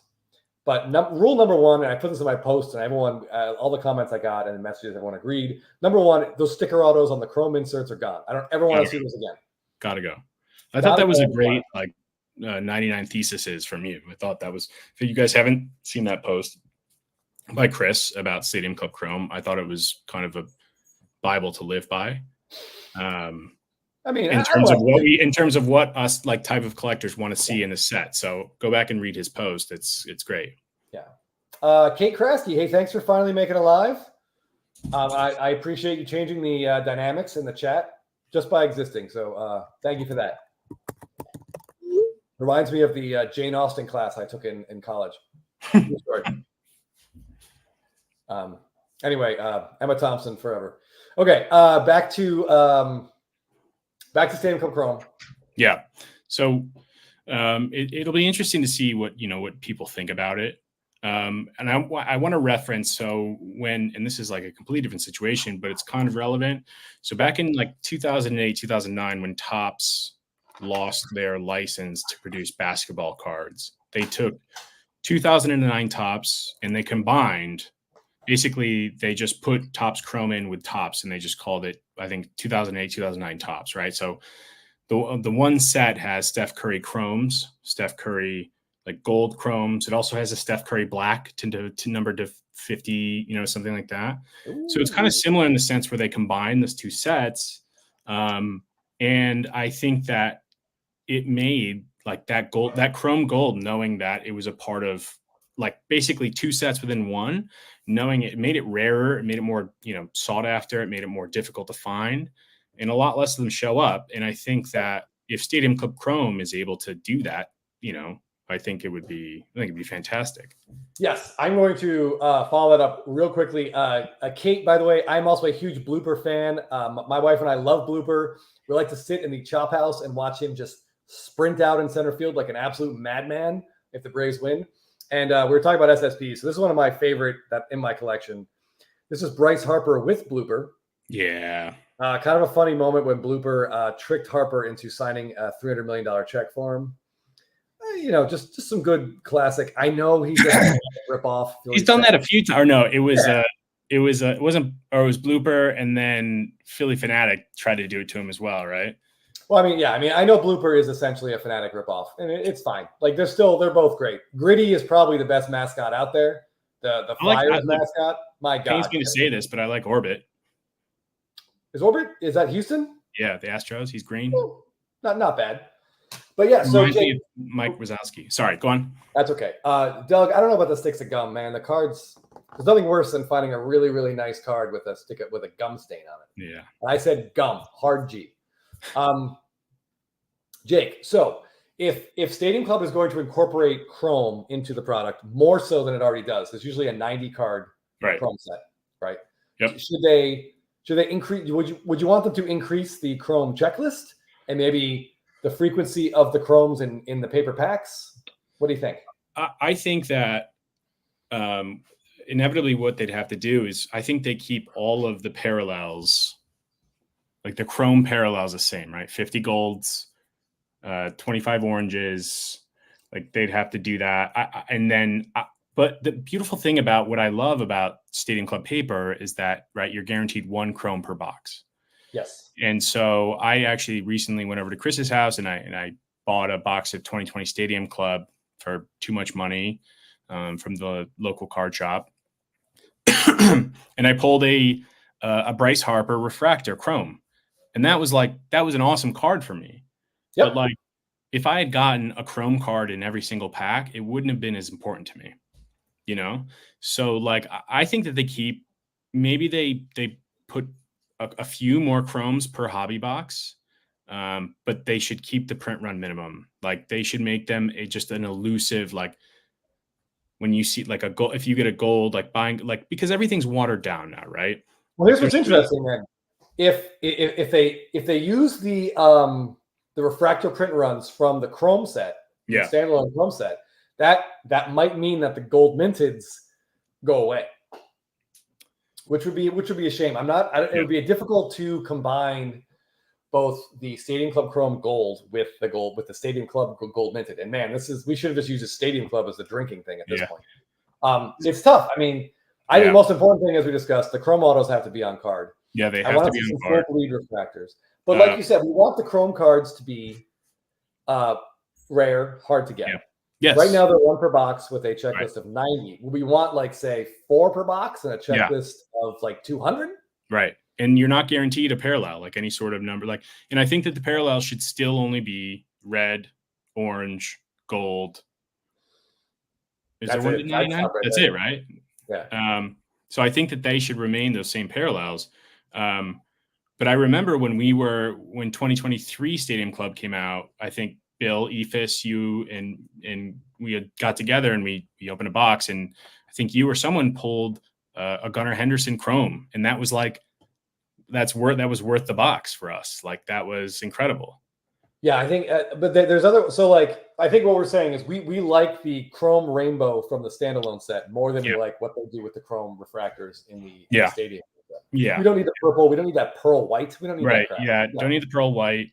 I mean, like keep the rainbow foils for the like obviously those things, but gotta keep rainbow foils. Absolutely. Yeah. Speaking of which, what are you going to do with that Gunnar rainbow foil? I'm just gonna hang on to it. I pulled that with my dad. I mean, that's just a PC card. Even if it, you should like put in a one touch or slab it and mail it to him so he has something to remember. You're like, it's Gunnar Henderson. He's a rookie. No, it's not that. I mean, he's 87. He doesn't know who Gunnar Henderson is. Like, I give him all the Tigers cards. I got him a really nice Will Smith card. I think that's his current favorite player. Will Smith means more. He means more to him. SFO Sox fan, gold minted for life. I feel you, buddy. And Tanner Klein, our guest from last week. Yeah, I like the waves that are in the Chrome standalone set, and I do hope they keep those. Those look really great. They're really rare. You never see them come up for sale. And it's really, once you see those in hand, the pictures don't really do them a ton of justice. And yeah, SFO Sox fan, yeah, you can have the Kurt Suzuki card. Oh, that was kind of funny. He was really excited because he thought it was Ichiro. But, it's similar last names. So is our guest, when is our guest? I have a few questions to ask our guest. And okay, our guest is in the green room. Okay. So to speak, getting fluffed and ready to come on. Before we get to him, though, real quick, yes. Doug Campbell says my father would actually like a Longmire card. If you have an older relative and they're done watching NCIS, they will probably start watching Longmire on Netflix. It's basically NCIS, but in the West. So it's like a kind of a more racist version, I suppose you might say. But yeah, so we're gonna have to wait and see what we get at a Stadium Club. I would love to hear. Please send either Jake or me or even my favorite cardboard. Send Jeff whatever you think you want to see them do with Stadium Club. Like, please send us some thoughts. I'll keep posting about it. There is a guy from Fanatics who actually read what I had written before, so who knows? Maybe we can help flood them with ideas. One thing I'd love to see him do is put autos of the image variations in there on card number like 10. So but like you like if we're talking Stadium Club Chrome or like Chrome variations, like paper variations. I was thinking paper variations. But you like the base Acuna more than you like the auto Acuna 2018, right? The variation, because there's variation autos of the 2018. Oh, Acuna, right? Yes, in 2018, yeah, I like that the Acuna non-auto better, just because it's way more rare. Yeah. So I think they split the variation print run between him and Hank Aaron. It's a Hank Aaron base card, and then there's a Hank Aaron variation and an Acuna variation. I think they cut that print run in half. Yeah. I think. I can't say for sure. All right, so we're going to pivot to some more SSP talk, and to really get into some SSPs and what we like, what we don't like, what we collect. We're going to bring on some SSP royalty from Instagram. The king. Maybe the king. Yeah, I mean, certainly, yes. I'm probably the court jester of the SSP royal family, and Jake is like the prince that just gets into all follows in the footsteps of the king, basically just buys whatever he buys. There you go. So we're gonna be joined by Eric, whose Instagram handle is EKMALLETT82. Yeah. And I did verify it. His last name is pronounced like the hammer, so it's Mallet. Yeah, Eric Mallet. Yes. So EK Mallet. June Labs, Chris, 100%. We're boycotting all sticker autos going forward. So anyway, here we go. I'm going to attempt to bring our good friend Eric to the screen, and we're going to get into some of his favorite SSPs, what he collects, what he doesn't like. Here we go. There he is. Can y'all hear me? Yeah, we can hear you just fine. Yeah, I tried jumping in on the Trout conversation, but was having some computer issues, so I had to jump on the iPhone. So, no, that's totally fine. The Trout conversation could dominate the whole thing. We wanted to get back to SSPs. Unfortunately, we'll have plenty of time to talk about Trout and etc. Yeah. So Eric, welcome again to Blabbin about Slabbing on a Thursday night. It's been a while, so I appreciate you having me back on. I get a kick out every time y'all say royalty. You know, The I just like to think that I got in before everybody else thought about them. But at the same time, I mean, there's some guys out there. I mean, Jake being one of them, and one of the other guys me and Jake talked to. I mean, I think some people will be floored with the collection that he's building right now. Yeah. It's impressive. You know, I think the thing that sets me apart from Jake and Pat are just I look for high grade. You know, and that's what I respect about Jake and Pat is just that, you know, it's about the card for them. You know, and I try to attain the cards I like in the highest possible grade. So, Yeah. and I was fortunate to get in on the front side on a lot of them. Yeah. By the way, the person Pat that you're referencing, that's at Homer Dome. If you're on Instagram, just a minute, I want to make sure he gets up a few followers. Homer, I think it's Homer.dome cards, but I think Eric and I can testify that both of our jaws dropped when we saw just the vastness of what he has. And he's posted like maybe 1%. He's posted like the cool image cards, but he's got like just this craziest stuff. And like what like you need to have him on one of these days, Chris, and have him show you some of his favorites, because the guy's got we're like baffled by how he even acquired them. Yeah, I think his Instagram is like the literal, I hate to use the literal tip of the iceberg. Yeah, you know, it is. It's just a very little bit that sticks out. Yeah. Yeah. Anyways, wow. I mean, it really is amazing. But I mean, I also think, you know, the cool thing about this hobby is the friendships, and me, Jake and Pat. I mean, we look out for one another. Yeah. So we're yeah. That's fine. You can just exclude me right to my face. That's totally fine. I'll take it. It's all right. No, hey, you're not like Chris. We don't exclude you. You're not like we text like little girls sometimes, whereas Chris will answer like 4 hours later. You know what I mean? Like we're glued to our phones, and we like. Well, I try to play it cool, Jake. You know. Yeah, I know. Well, I've been trying to ask you on a date for a while now. You know, and so, anyways, I think that a lot of us. I just want to say this, that like we call him obviously the king of SSPs, but I told him that like the first 2 pages that I really started following and like favorited were you, Chris, and you, Eric, and those were the 2 pages that I was like, this is like literal card porn, right? Like this is like the stuff I love and stuff I collect. So I told Eric, I was like, dude, it's your fault that this is your fault that our collections are very similar now. So. Well, that all sounds very complimentary. I wish I had a hat that said third wheel. I would just put it on. But anyway. You know, my goal right now, Chris, is to have all my Freddie Freeman card searches saved so I can snipe you on all of them. So maybe one day I will get that Bryce Harper from you. It's not impossible.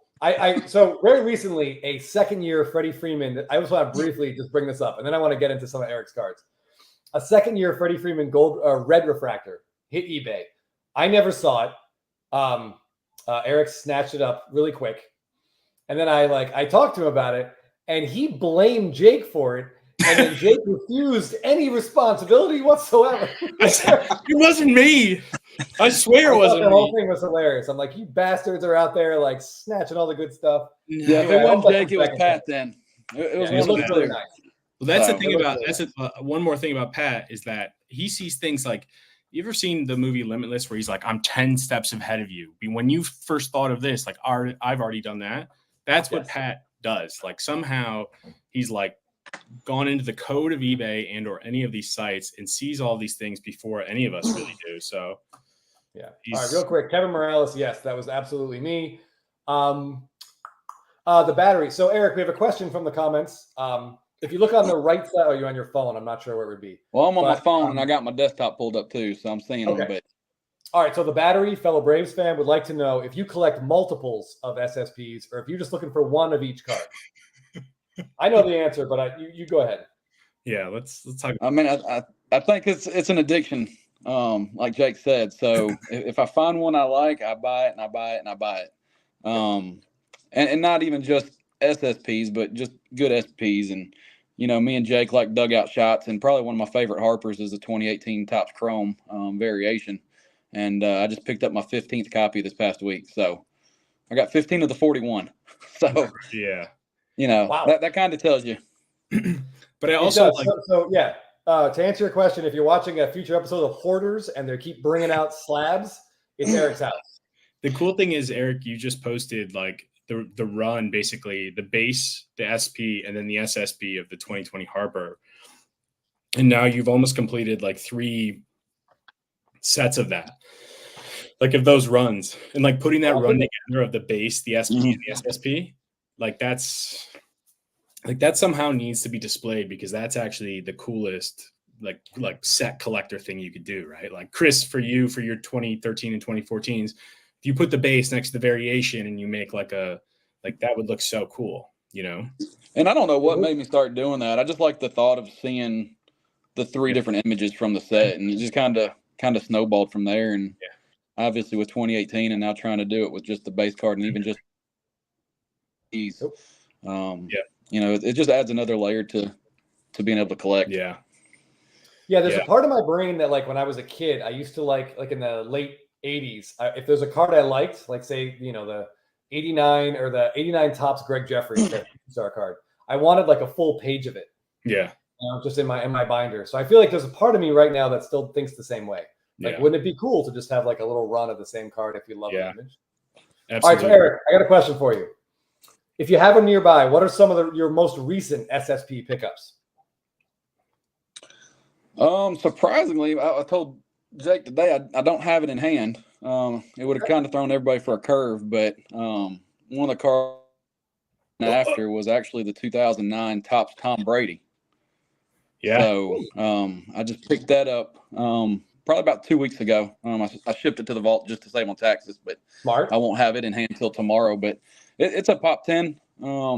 Just kind of in a true football variation. I'd never even like known about these things, but it's so similar to any baseball variation that they did, like super low print run, cool, like warm up shots. Like, yeah, I did look it up. Do you have an image of it handy? Here, I'll look it up. Yeah, you look that up real quick. I don't. But that's that one, and then I also don't have in hand the 28 Aaron Judge. Last pickup I needed to finish off Series 1. So I know I told you about that earlier this week. So that one's on its way too. So those are probably my 2 most recent. So Eric, like you have finished. You have the full. Eric, you've got the full 2018 Series 1 SSP run. Once I get the Mookie back, yes. Okay, awesome. All 25 cards. That's fantastic. Jake, there's a question from Caleb in the comments I want you to hit. Caleb, short print. Any non-rookie Judge SSP recommendation? Absolutely. And I was going to pull it out. Okay, sorry. Let you guys continue conversation, but Caleb, we're going to come back because I'm going to show you a card I think you absolutely should buy. 2018 Stadium Club. That's a great one.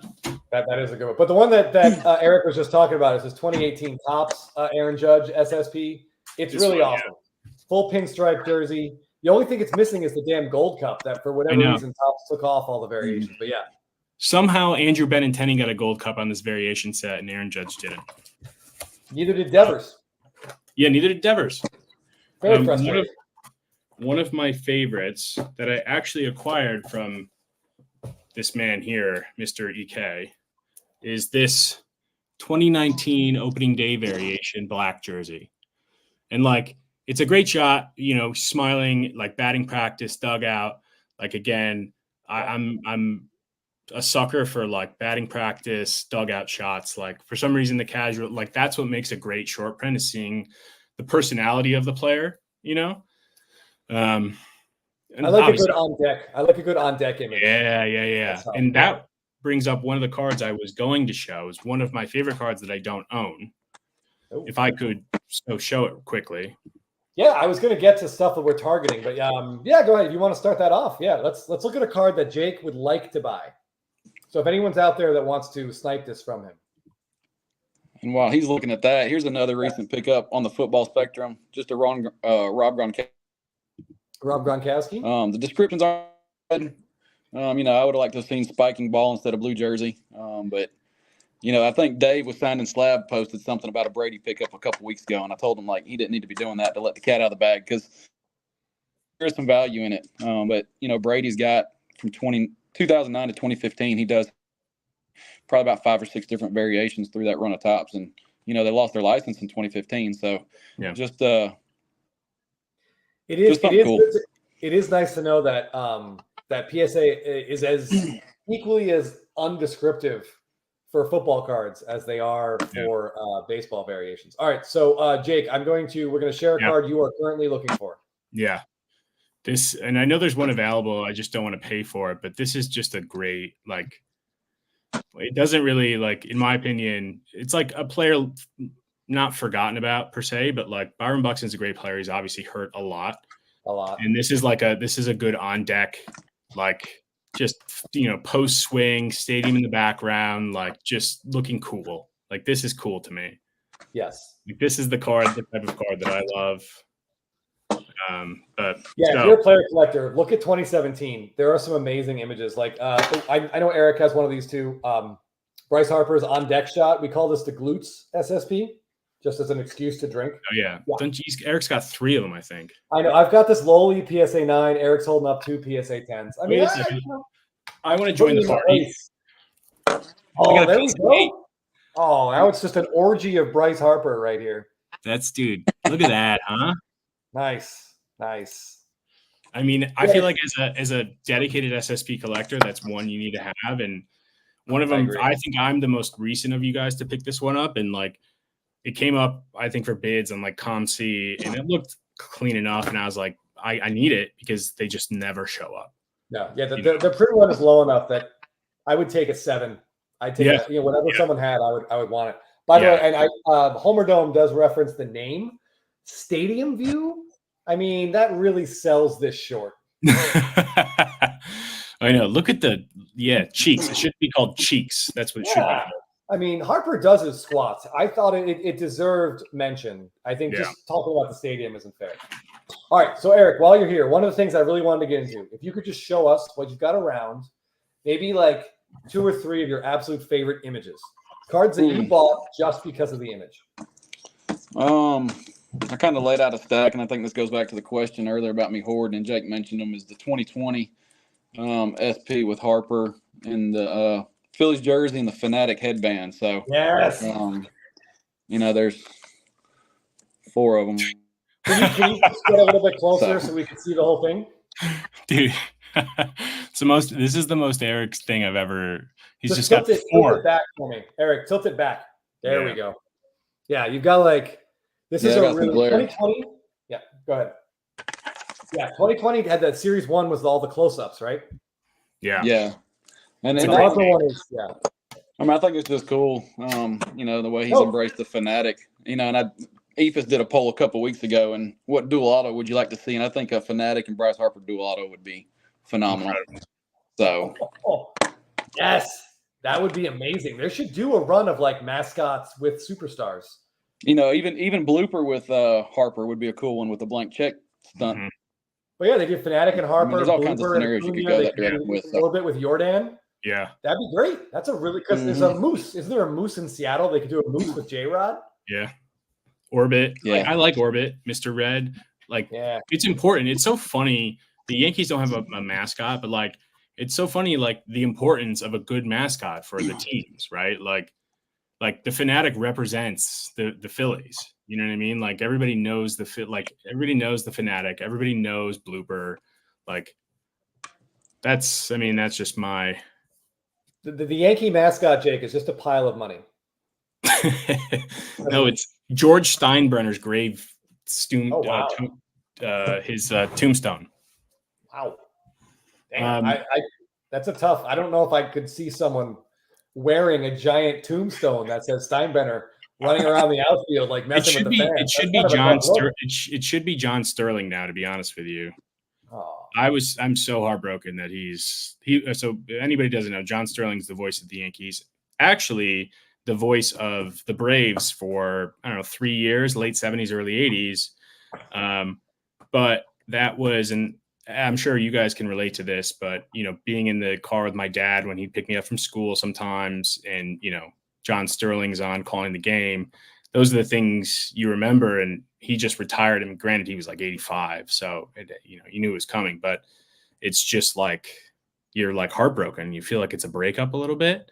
You get used to hearing a guy's voice over and over and over again. Yeah, absolutely. And so now they're trying to like replace him with these young guys, and they don't have any charisma or personality. Like, anyways. I want real quick the card in your hand. You have the Freddie Freeman waving. I think Yeah, that's what I was going to bring up was that I think there's something that all three of us have in common, right?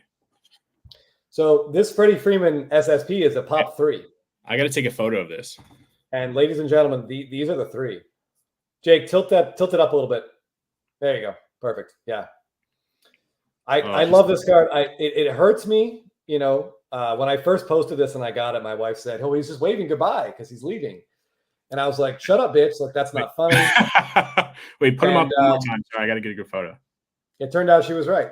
But I still love this card. Something about the green grass behind him really, really gets me. It pops. So I will say I actually needed to ask the permission of both these two Braves fans really to let me buy this. Chris Funny messaged me, and Eric had known I'd been going after it, and Eric was like, I'm not going to, because Eric had one, but obviously, as you've seen, Eric likes duplicates. And then Chris messaged me, and he was like, "Are you going after an auction that ends at 3:24 p.m.?" And I was like, I sent back like a devil face, whatever, like a smiling devil, like that face where it's like, okay. Anyways, so Chris, he was like, "You can have it," and I was like, "That's so kind of you," and he let me have it, and I feel like I got it for a steal. Like both Eric, it was the blessing of Eric and Chris to let me have this, and it's one of my favorite cards. Like it's. Yeah, it looks really I think you picked it up for like 158. Yeah, it was like 100. It was like, for me, I was willing, honestly. All right, I'm going to be completely transparent with you guys here. Okay. With the bidding happening, this is a card I didn't just think I wanted. I said I needed. So I was going to go up to like $600 bidding for this card. I was willing to throw a bid on there because I know that there's another psycho out there, but it's like an important Freddie card. Yeah. Yes. Yeah, and I think it's key that you bid like that because, to be fair, this was a really cool card, and it's definitely one that Eric and I were looking at and interested in as well. And if you had said you did not know what I was talking about, I was going to bid on that card. So I feel like you probably felt pressure because we were all watching this, and this was your shot to get it. Like you weren't getting another chance, like without the two of us bidding against you. So we gave you one shot. Yeah. You had to honestly. Had we not communicated, it would have bid up to 500 plus. I bet.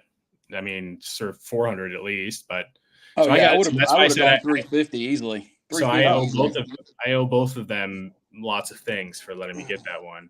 And I know that I think Brave Dolphin listed one, but I don't know if it's sold yet or if he took it down or whatever right after that sale. Yeah.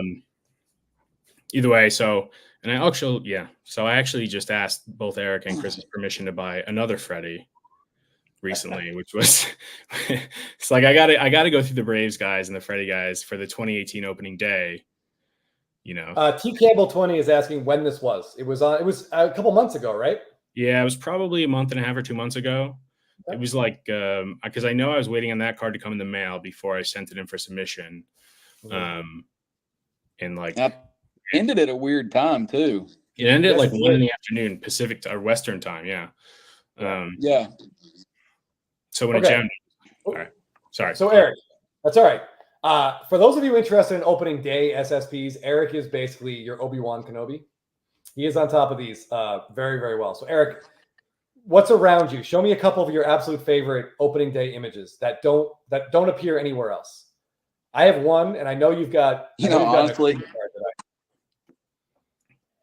I honestly didn't bring any up tonight. Oh no. Honestly, I don't. Like, for me, like, I enjoy the aspect of collecting, but also helping other collectors. So, honestly, Jake and Pat have been the beneficiary of a lot of my opening day. I have very few left, aside from my 2019 Harpers. This one specifically. And then the Trout. Yeah. Oh, that movie is so great. I think came from Eric. I think I've got 24 out of 30 out of 2019 right now, but I've kind of shifted from that, and I actually sold the Albies the other day. I was watching that card. I was watching that Albies. I like that image. Yeah, so I mentioned I flipped it into a SGC 928 SSP. So All right, say that one more I just time. turned You around and flipped picked it up another into Albies. Your Eric, internet's say it one breaking more up a time. little bit, Eric. Eric, so you flipped the Albies opening day into what? Say it one more time. The 2018 SSP. SSP, yeah. The SGC9. Don't be this way. I'm Yes, trying to this think is one of other- my absolute favorite SSPs in my collection. This Yeah. is Albies guy. Yeah, that one's a 10, right? Mine's a 9. Oh, it is. I think it is. Eric has a 10 as well. I'm sure he does. Yeah, I love that card. By the way, by far, I hate to say this, Ozuna was on fire, but Albies, I think, has been the Braves MVP so far this season. Eric, what do you think about that? Yeah, I think he's on what, like a 13 or 14 game hit streak. Yeah. Really? Yeah, he missed 10 games, but I think he's on pace for like a 32 homer, 100 and some odd RBI season. Like, and he's hitting over 300. He's got the craziest batting stance. It's like insane to me. He's got a horrific swing too. It's not a swing I would ever. His lefty swing is brutal, but he just gets the barrel to the ball. He's like Altuve though. He got more access to the ball. The strike zone is so. This I learned this recently. No matter how big or how small you are, the strike zone doesn't change. Right? It doesn't.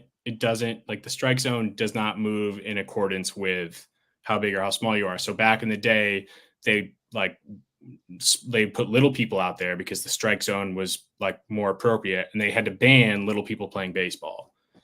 So what I'm trying to say is that like Albies, who's like 5'6", Altuve is like 5'6", just literally are looking at the strike zone head on. Like, whereas those taller guys like Matt Olson, it's like super impressive. They basically have to go down and get it, you know? I'm gonna have to disagree. I think the top of the zone will move. Aaron Judge's strike zone is different than Albie's. Regardless of what that. Maybe you're right. Maybe I'm wrong. I just read it was like a crazy article, and maybe they did, but like effectively, it just is like that because even though Aaron Judge is 6'8", like the strike zone doesn't particularly change for him. Like it's different. Like the ump is not calling a strike, and you watch. I mean, the box when you watch a broadcast, the box doesn't change between players. No, I agree. The box on the broadcast is not definitive. But that's not anyway. Separate comment. Let's okay. Moving on. Eric, what else do you have around you that you might want to show off? That looks cool. I think somebody that's having a moment in the hobby right now is Clayton Kershaw. You know, his cards have really taken on. What was it, Jake? The 2017 OSP that did like $1,000. It was like 1,100, 1,200. Got the 2016, the 2017, and then the 2018. Which there's actually a 2017 listed right now. I think last I looked is like at 450. It's got like and the 2016 was actually a BGS 9.5. I actually cracked that and sent it in because the crossover attempt is just it's a fraud. It's just a way to get your money. Yeah. I think people are with all these pitching injuries. I think people are looking at Kershaw a little differently, and just looking at his career. Yeah, and longevity. Yeah. Knock on wood. Chris, God forbid you buy any of his cards. Sorry, go on, Eric. Yeah, and then a recent pickup, which, you know, Jake turned me on to Judge, and then the same thing with Garrett Cole. So I picked up his Topps Black in a PSA 10, which this one was kind of hard to break to Jake because he it was. I woke up to Eric, can you hold the Cole up a little bit closer? I just want to get a good look at that. More to your left. There we go. Yeah, that is a badass card. Yeah, going into the season, I said it many times, and obviously I ruined it for all of us, that Garrett Cole was super undervalued. Like the resume was there, the bulk numbers were there, like the potential for long, like he was going to keep going, and then of course immediately elbow problem. Well, it was great news, and just briefly, I'll say that. I mean, he's already at 2,200 strikeouts, right? Yes. There's criteria for Hall of Fame, right? It's 200 wins and 3,000 strikeouts. And undoubtedly, if Garrett Cole plays, those are generally what they like. If you get 200 wins, like you don't necessarily need 2,000 strikeouts. If you get 2,000 strikeouts, your chances aren't as good. But Garrett Cole is just easily on that path, the way that he pitches. He's always been known. So, yes, I did heavily influence. And I like to think that I heavily influence you too, Chris. But I think he's tremendously undervalued. And another guy that, like, I've been discussing, or we've been discussing, is Aaron Nola. And like, when you look at Aaron Nola's stats compared to Garrett Cole's through the same points of their career, they're like astonishingly close. Very similar. Very, very similar. And it was Eric that actually brought this point to me. And I was like, well, okay. So, and I think I need to hold the same like non-discriminatory purchasing towards Aaron Nola, even though I really don't care about Aaron Nola, but I do think he's, in the long term, potentially a 2,000 strikeout pitcher or 200 win pitcher, I don't think 200 wins is the gate. It's, maybe 250. We'll have to see, because obviously all the bench are going to get changed. I would say Zach Wheeler over Aaron Nola. If you were going to buy a pitcher, and please don't, I'm never buying a pitcher again.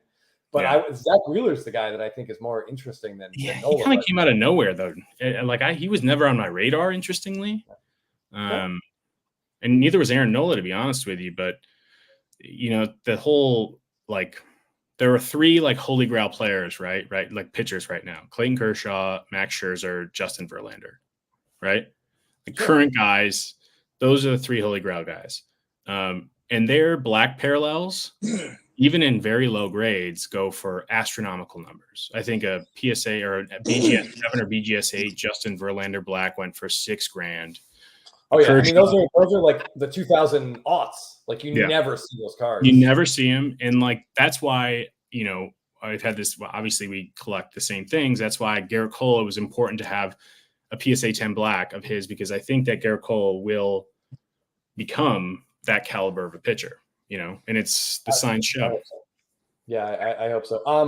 Eric, wanted to let you know Kevin Morales, who I believe is Card Collector LA, CCLA, is very interested in those Kershaws. So if you are looking to move any, please hit him up.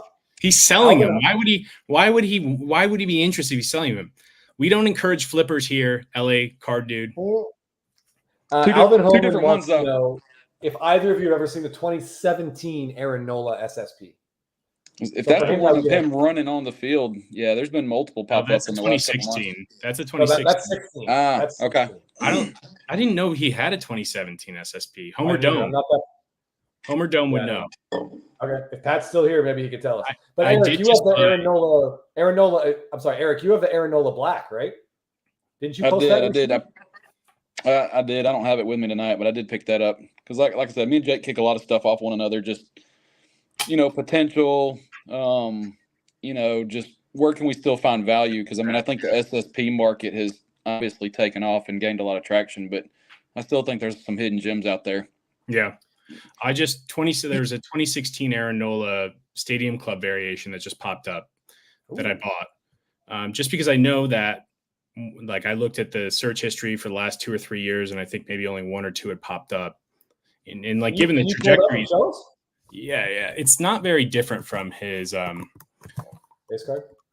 All right, so Homer Dome responds and said, yes, it's Aaron Nola is pitching in a throwback uni, and he has never seen the card. And that's, if he's never seen it, then who has, right? Right. All right, while you're looking up that, I want to go back to opening day real quick. One of my favorite all-time card images is from opening day, and Eric, I think you have a gem of this, but correct me if I'm wrong. I don't. No? That's Homer Dome. Mine came back at PSA 9, and I moved it, so. Yeah. But that is a great card. It's the only card, the only kind of image variation with Freeman and Acuna on it. They have a heritage sort of subset card that they're both on, but it's just like a base card essentially. Did you see the raw copy that came up recently? I think he sent offers this evening on it. Yeah, I talked to the seller. The surface gives me. Yeah. I don't know. There's little spots on the surface I'm not sure about. I have a 9, so I don't need another 9. I know Pat's watching. Don't you have a 10? Didn't you list a 10 or is it a 9? I think Pat does have a 10. Pat has a 10. Yeah. Yeah. I tell you, the only other Acuna card I have an Acuna card that I'm desperately trying to find. Well, I'm not trying to find, but one of my long-term targets is this card. And I know that in this little chat, the card exists. Oh, hold on. I love this card. I love this image. I love the fact you can't find it anywhere. That's why we do it, Chris. That's why we do it. That's why we do it. I love this card. Yeah. And guess whose that is? Oh, I know exactly whose this is. But these cards went ballistic earlier this year for whatever reason. Yeah. Because they're super rare and the images are great. I love this card. Yeah. And Eric, I don't know why you didn't crack this thing out and sub it again. It looks perfect. Yeah. I don't know. I rode the wave when it went crazy. I actually had a copy that wasn't in great shape that, I got my money back out of. And then I think I sold a PSA 8 for, I think it was $750. That's insane. Yeah. I saw that happen. Yeah. And then the craziest thing is I can't move the 9. Yeah. Like nothing. And the 9's listed at what? Like 1,000? I think I've got it like $8.99 or something like that with best offer. So bonkers. That's bonkers. Yeah.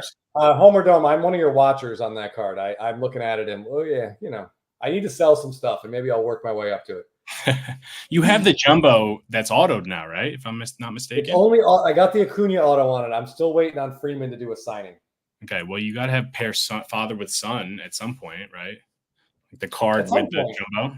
Yeah, at some point. It's I'm not on a time crunch here. I'm only 45. I got at least 10 more years, Yeah, all right. Eric, I want to know what else you brought with you. What's the artillery looking like? What do we got? I hear that beautiful sound of slabs clinking. Yeah, I don't think I've ever posted this one. I think I did a story when the grade popped on it, but the 2013. Oh, yes. Manny Machado. That's a big one. Yeah, that card is so cool. That's as big as it gets in terms of Manny Machado, in my opinion. I think out of Machado, the only thing I'm missing now is the 2015 Sparkle. So everything from 2013 through 2022, I'll have as far as the image variations. So yeah. But that 15 Sparkle is going to be hard to find. It is. Yeah. Can you just hold that card up again one more time? That's just a fantastic card. There you go. Tilt it up a little bit. Yeah, a little up tilt. There we go. Yeah. There we go. So I think, does PSA call that one Black Jersey? Yeah. Yeah, they do. I've been looking for this, and it actually popped up raw on eBay, and then the seller took it down, relisted it. Then he had it sold on IG from what I gather, and then my offer was actually higher, so he wound up taking it. So $250 into the card. So it's just great. Can't beat it. So I didn't realize that there's a subsequent there's a small theme amongst the 2013 rookies. Is that the Garrett Cole? It's black jacket, black jersey. The Machado's 2013, right? Yes. Same set. It's an update. So these are both from the, I think 20 is update. Yeah, they put the SSPs in update. Yeah.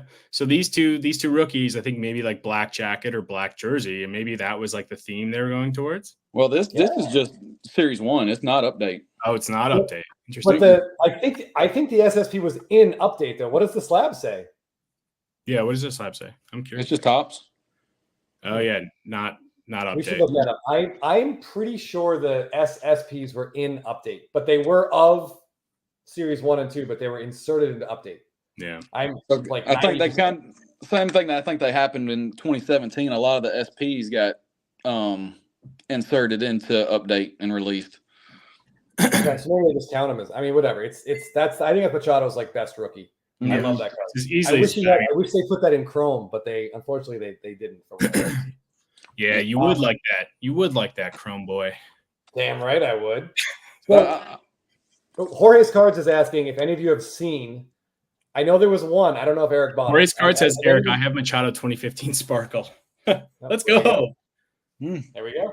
Have either of you seen the 2016 update Machado? Do either of you have one of those? Yeah, one of them sold from our nobody knows it's an elusive eBay user, but we refer to him as Dom T.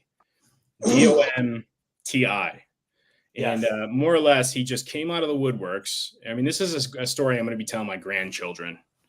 And I know that Eric will be too, but he just came out of the woodworks and listed all of the cards that the three of us and a lot of our friends are obsessed with. But the story behind it goes that Eric actually knew him before he had listed them slabbed or anything, and Eric bought a ton of raw cards off of him, and Eric was the one that told him, you need to get these graded, you'll make a lot more money. So I think he took a few months off, had them graded, and came back and then sold them. But he had basically, I don't know, it was 4 or 5 2016 updates, Machado included. I think he had the Harper in a PSA 10. I think that's where Cardboard Showcase. Harper. He had, I forget, another just random 2016 update. But I bought this was from him, a BGS 9.5. Yep. Yep. Look at that hair.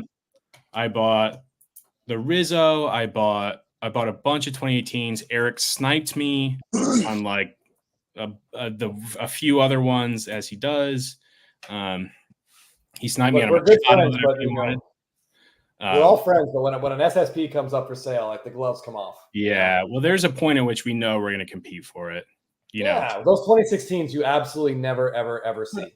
I like to think that we're closer enough to know that, look, if it's somebody you collect and if it's somebody you like Eric collects Machado. Obviously, I wasn't like close with him back then, so I didn't like know that. But Eric collects Machado, and it was like I'd give it, like I wouldn't have bid on it otherwise. And you collect Freddie. I'm happy to. You just never see them. You see them like a day after they sell. Yeah. And that's what us collecting friends do for each other. Right? Yeah, I think Eric and I are probably going to come to blows in about 5 days, but that's neither here nor there. We can talk about that later.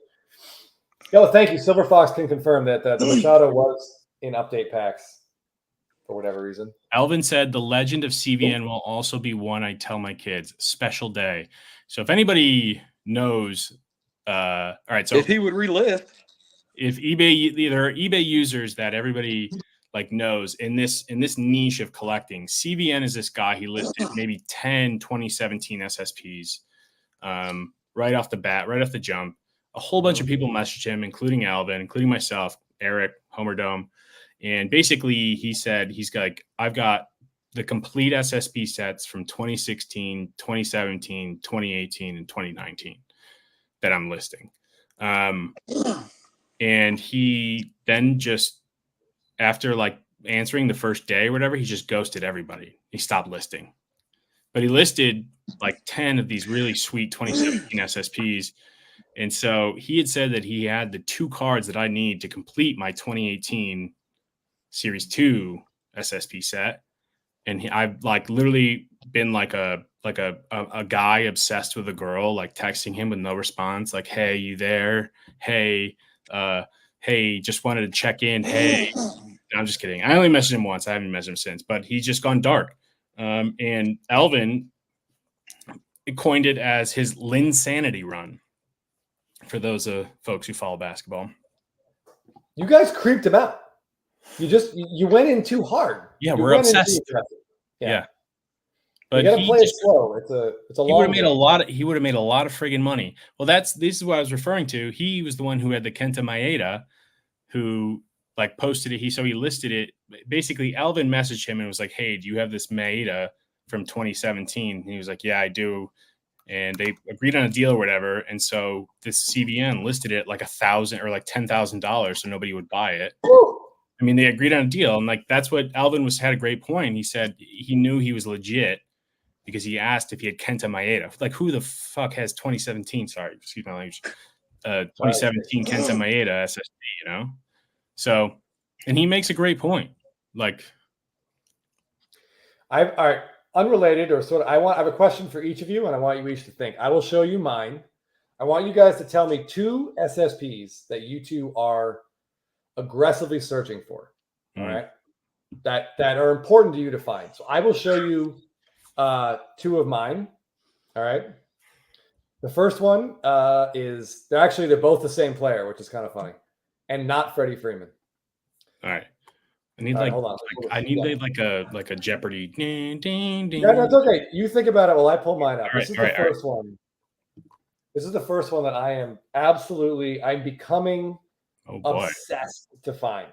So on the left is David Ortiz's 2014 Topps Chrome SSP. He's holding up 3 World Series rings and a World Series MVP ring. Can you press Command minus to make the page a little smaller? A little smaller? Yeah, just Command minus. Yeah, I got you. Okay. Now we're at Pedroia. Hold on. Now was Ortiz above or below? There he is. There you go. Thank you. That's what I wanted. Right. Interesting. What year is this? This is 2013, yeah? 2014. 2014. I know I've talked to 6 people that have this card, and they are never selling it. It will be in their like the inside of their suit jacket when they're buried in a Boston cemetery. So I feel like that limits my options to like maybe 14, 15 others. Yeah. Well, you are the admin of the SP variation group, aren't you? On Facebook? I'm one of them, yeah. I feel like that's a good source. Oh, yeah. No, I've joined a bunch of Red Sox Facebook groups. Craigslist ads could work. Yeah, I mean, I will exchange. You don't want to know what I do for this. To quote Bart Simpson, you don't want to know how far I'll go. No, I want to know what you would like that Mookie in like the back of truck. Oh, it's funny. You should say that. Oh my gosh. This is right on my list. It's so Mookie funny. Betts, back of truck. You had just finished a Blabbin and you had FaceTime me because it was a reveal that a card that we had. And I think, I don't know, Eric or Pat messaged me and sent me this link to this sold sale. And I was like, oh my God. And you were Never saw it. You were like, what happened? What happened? I was like, oh my God. And then I shared YouTube lives give it and they take it away. I missed the listing and it was gone. Look, Chris, I want to have a serious conversation. This is an awful card. It is not worth $12.50. He's in the back of a pickup truck. He looks like he's going to work on landscaping. He's wearing a purple suit. Who does landscaping in a purple suit? All right, so he looks like Prince going to do landscaping. But I'm just saying, it's not a great Mookie card. Like, it's rare. It's insanely rare. And this is honestly, I think this about a lot of the 26 update. They all look like the Harper's great because he's posing with a friend, but like the back of truck, like the Nolan Arenado that just showed up, I don't think they're like, you know, if you frame it in terms of a player, say it was like Sal Perez, some people like in the back of a truck, would you be like, oh my God, that's a great card? This looks like a Chevy ad. If Sal Perez were in the back of this truck, it'd be sitting about 4 inches lower. Hey, he's got a 1.03 OPS right now. Right. You're right. The image is not great. But Eric, is this a card that interests you? No, and I know y'all talked about it earlier. Like I don't do update. And I think Austin Riley with the Mascot is the extent of my update collection. Right. I'm just not a fan. I just take ship. How many of those Austin Rileys do you currently have? He had 2. He sold me 1. Oh, right. What a badass card. No, I had 3 and sold you 1. Oh, he had 3 and sold me 1. Yeah, there's no way he's down to just 1. Yeah. All right. So the third card that I'm currently actively looking for is this guy. Hold on. Also a David Ortiz. Also 2014. It's gonna be impossible, man. Never seen it. Those Ortiz collectors, like those Red Sox collectors. So long on short prints, that dude Joe, he's like the most insane like Red Sox collector. But like he would be the only one that I would think would have this card, maybe potentially, but probably not. I would think your best bet was just to buy like hobby boxes of this and just try and pull it. Like that's as close as you're going to get for the next 10 years. You know what the pack odds are on this thing? Oh, hold on real quick. There's some talk about dugout peaks. Some of those pictures are great. Not a huge collector, but the Acuna with blooper card, I think I'd need at some point. Yeah. Leo McGregor says, we are no longer friends. Leo, I just want to know which one of the 3 of us got unfunded. I'm curious. And Homer Dome says Sal Perez's 2016 opening day SSP. He's actually in the back of a truck. So that's pretty funny. So I mean, I like Sal Perez. I like him too. Funny fact about this David Ortiz opening day variation. One of the guys I know that has the 2014 Ortiz ring card in Chrome said he would trade it to me if I could find this opening day card. Really? Dude, you guys are psychopaths. Wow. That's insane. I mean, all right. So I don't know. I don't know if I'll ever find them, but I will keep looking. All right. Give me 2 seconds to find the cards that I am desperately in search of. That's okay. All right. So I'm going to get to the comments here. Jorge, the Jose Fernandez card from that same set where he is, this is an all-time card. Hold on. Let me while Jake is looking, and Eric, I don't know if have you ever seen one of these? I feel like I want you to confirm with me. I think one of these just came up for sale relatively recently.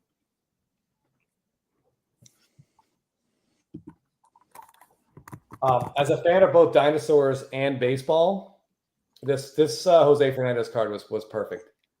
Am I wrong? One came up recently, Yeah, right? I think one came up about. Yeah, I think it was like 2 or 3 months ago. One came up.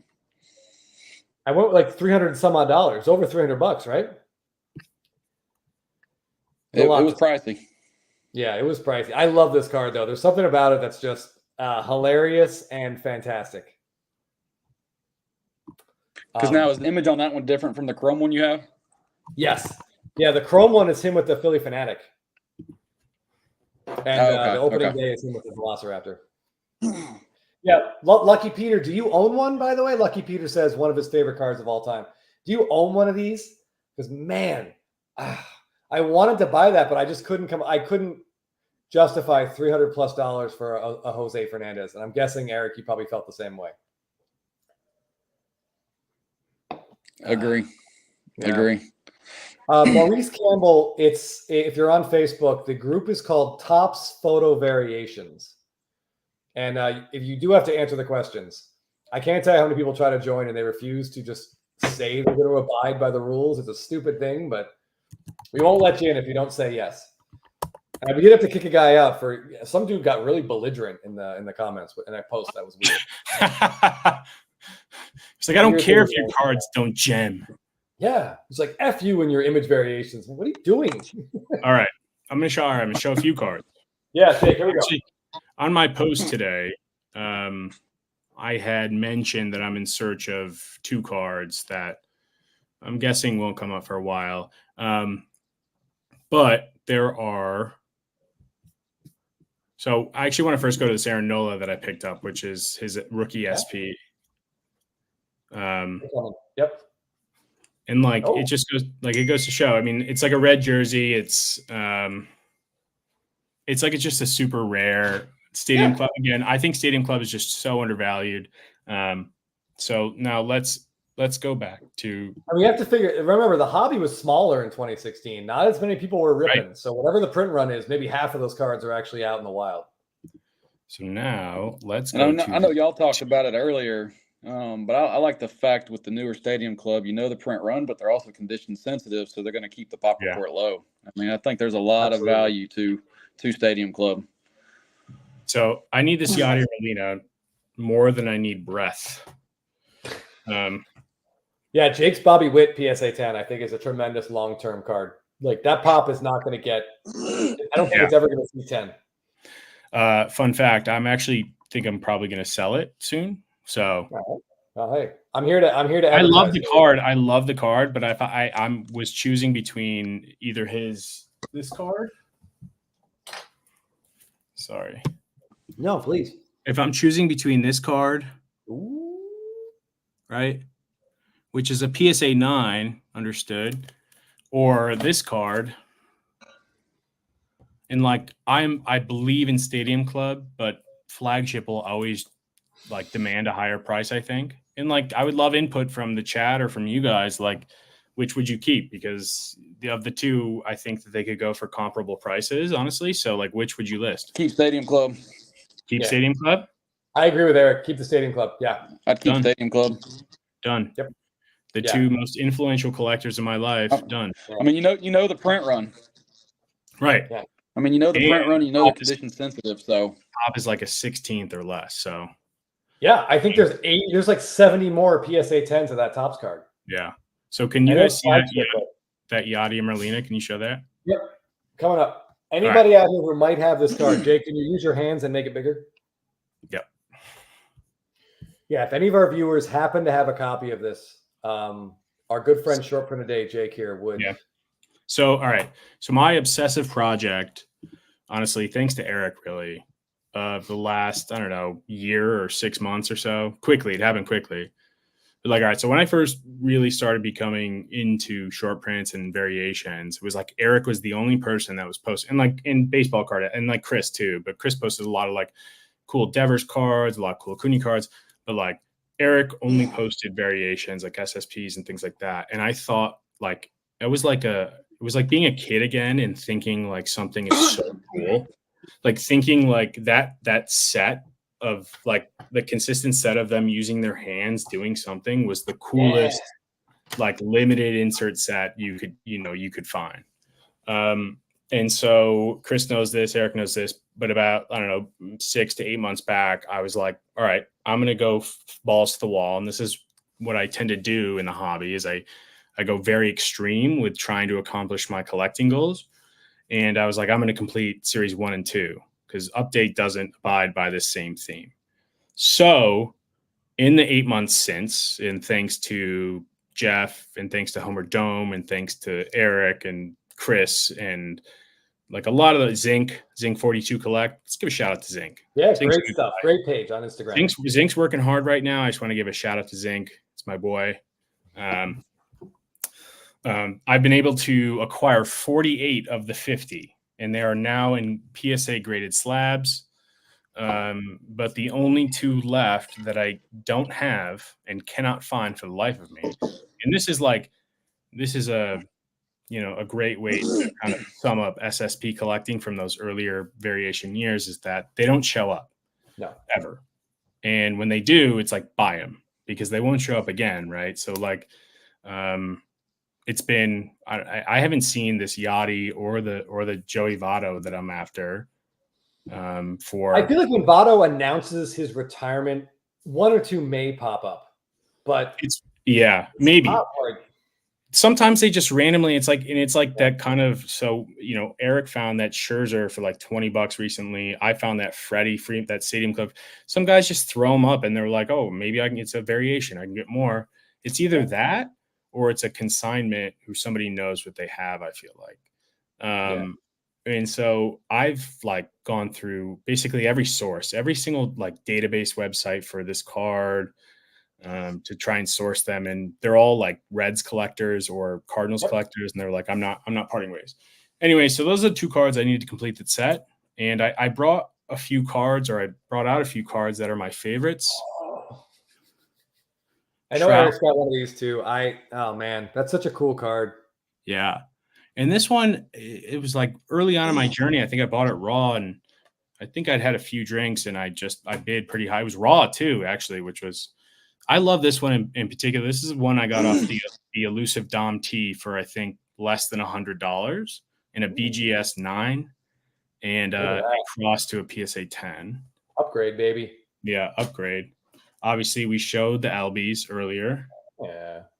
Are you, by the way, while you're looking at cards, and Eric, I'm going to ask you this too. Are you guys members of ComC, or do you ever use ComC to look for SSPs? Yeah. So I do. Yeah. Hey, well, it's funny because like I think that with ComC, everything's posted on ComC simultaneously with eBay sometimes. I don't check ComC regularly, but like I know if I see a ComC listing on eBay, it's going to be 10% less on ComC. Like itself. You say fees, yeah. And you can make offers. Yeah. Hey, Alvin's asking if any of us bought the Paul Goldschmidt PSA 9. I don't know what year he's referring to, but did anyone here buy a Paul Goldschmidt PSA 9? Like the 2017 SSP? If it was the 2018, I actually bought it for Jake and just shipped it to him this week. That was me. There we go. Hey, and the crazy thing about it was I actually owned the card raw, and I bought it. Oh, this is a crazy story. The guy I sold it to. So he meshes the guy. Eric, say that again. Eric, say that one more time. I actually sold the card raw. The guy had it graded, and I just bought it back. So it came full circle. Oh man, yeah. What an incestuous hobby this can be sometimes. Just buying and selling the same cards from the same people over and over again. That's pretty funny. Goldschmidt is I don't know. My good buddy Scotty B Cards is a huge Goldschmidt fan. I think he's got a pretty good path to the Hall of Fame. So I feel like all of his cards seem undervalued, but that doesn't mean there's. Do you actually think Goldschmidt is like Hall of Fame? No, I don't. No. I mean, it's really, really difficult to say. I mean, like when you look at his numbers and like, it's funny. I'm sure the 3 of us spend 80% of our day on Baseball Reference, but like he is really, really struggling. He's having a terrible season, and he got old. He got old quick, but he's had a really good career. Like he's got his WAR is over 60, which is a good benchmark. He's got a whole, I don't know the numbers, but he's won an MVP, which admittedly he probably should not have won, but he did win it. And voters care about that. and he's got a whole bunch of top 5 MVP finishes. He's got a pretty good resume, and I bet he gets in. If Helton is in, I think it's hard to say Goldschmidt can't get in. But that said, I have 2 Paul Goldschmidt cards, and I'm not actively buying other Goldschmidt cards. Can you show us the one Paul Goldschmidt card that I really like? Do you have it handy? Is it the sunglasses card? The 2020 Stadium Club. Oh, no, I don't. I don't have that. Oh, I'm sorry. The auto. Yeah. Sorry. Damn it, Jake. I get confused about what you're talking about. Here we go. Yes, this is one of the 2 Paul Goldschmidt cards that I currently own. 2020 Stadium Chrome. Look at how sick that card is. It's a red to 5. Like, that card is awesome. Even if he's not a Hall of Famer, that's just a card worth buying. I think it's so cool. Yeah. And this set, as we've talked about, is definitely one of the instances where not every auto is to the same number. Like, there are none of these cards. There's 5 reds and whatever the base, probably like maybe 10 base cards, just like this was like Harper. And this is a pop 1, yeah. Yeah, pop 1. There's a lot of Paul Goldschmidt like catching balls at first base images in like Tops in the Stadium Club. But yeah, anyway. Eric, question for you. Oh, sorry. Eric, you've got one of these bad boys, right? I do. I just picked it up. I actually cracked it. It was a SGC 9.5, and I've sent it to PSA. So I think the thing for me that's tricky with Riley, man, his autos are horrible. They're tough. Yeah. So I finally found a bold copy, and I just pulled the trigger on it. Paid more than what it's probably worth, but it was worth it. It's a great card. Yeah, I mean, I think if you like it, it's okay to spend a few extra dollars. But you're right. He and Acuna, but they have a hard time, it seems, to keep the pen on the card when they're signing. It's so streaky. Very, very streaky. But yeah, I wish that was a Riley rookie image. I feel like it would be a huge card. As it is, I still like it. Agree. And then talking about 2020 Stadium Club, and I know you mentioned it earlier in the show, was this card. Yes. So, good Christ. Can you just hold up one of those so we can get a good look at the image?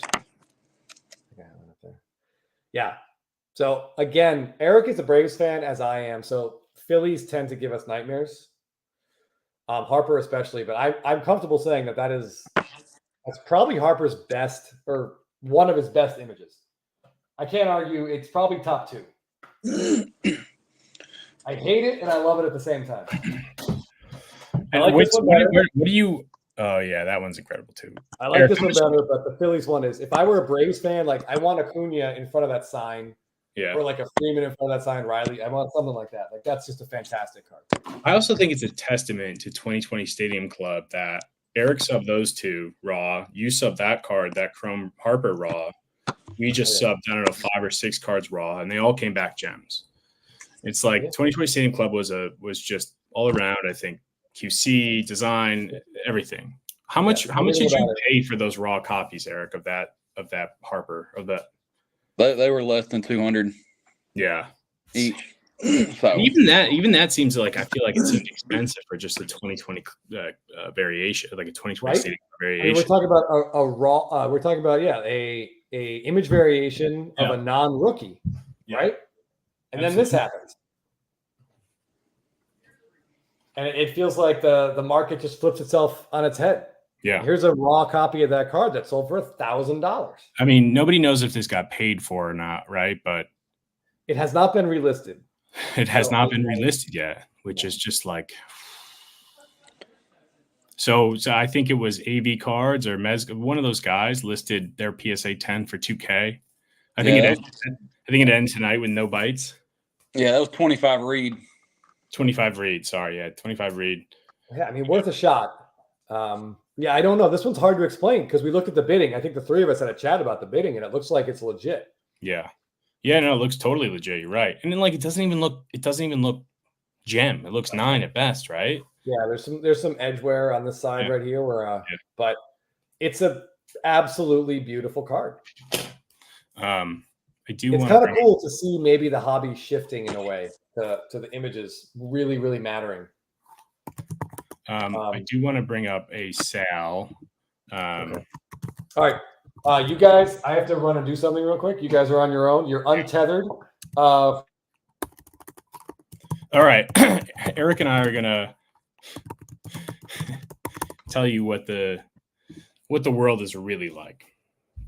So Eric is the SSP king, as we all know. The SSP grandfather, they call him.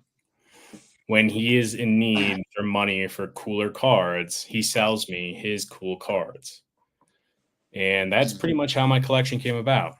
But no, actually, a lot of it just like, it's baffling. It's funny, even when I go through my page, or I go through Eric's page, or I go through Chris's page or Jeff's page, like it's perplexing our collections. And I think that's another thing in the hobby is like to sit back and like be like appreciative of what we have, and I feel like we're always looking for the next card, the new card, the next card we want in our collection, this and that. But when we get a chance to actually like see what we've done, it's insane. It's impressive.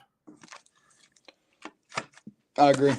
I mean, I think it's cool when you just sit back and look, but yeah, sharing similar interests with everybody. You, Jake, or you, Chris, Jeff. It's just cool. But I mean, I think at the end of the day, you got to collect what you like. I've never been drawn to Bowman first or anything like that. But then also for me, finding the fun and the value in the hobby, whether it be mascot cards, something I kind of dove into. And then 2017 Heritage Bazooka Minis are kind of the next little project. Yeah, interesting. Just something different. Those are super cool images. As is said, I've never seen before that you actually just recently brought up. Like something, it's like when Topps does something right, it's like I think you need to abide by it, right? Like Topps, I think, did that Bazooka Mini back when Heritage 2017. Like that's a cool insert. I just saw actually a card. I think it was a part of SSP Thursday, but it was I don't know what it was like. Maybe in the late 80s they used to put they'd stamp traded on like the cards of the guys who were no longer on the team. And I saw like apparently in 2024 Heritage they did that. It's like one in every 1,500 packs they have a, like for instance I don't know, like Tommy Pham, whoever those guys that gets bounced around the league. Jake, I shared a Cody Bellinger. Yeah, the Cody Bellinger traded or something like that. And I thought that was like really cool because it's kind of like Heritage is great in itself because it's a homage to like, old school. But those that 2017 Heritage mini set is like great. It's a consistent theme. They're great photos. Like, and because of that, like usually the QC is great. I don't think Chris saw what you were showing there. That's okay. Oh, what do we got? Oh, yeah. You know what? One thing that I think is cool, and it's kind of hard to compare it to anything else, but like we collect baseball cards. This is the thing we've accepted. Eric and I are diehard Braves fans.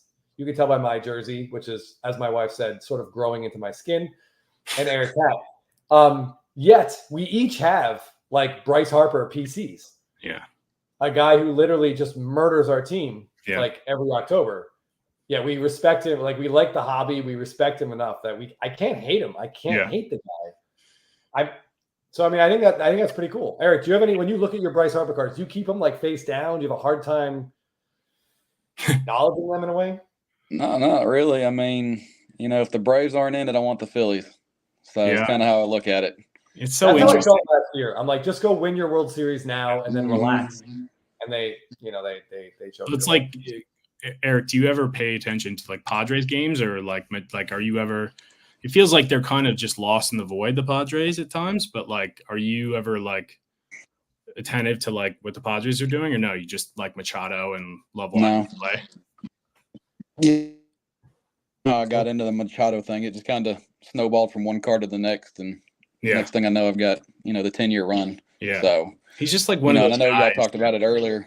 Cool.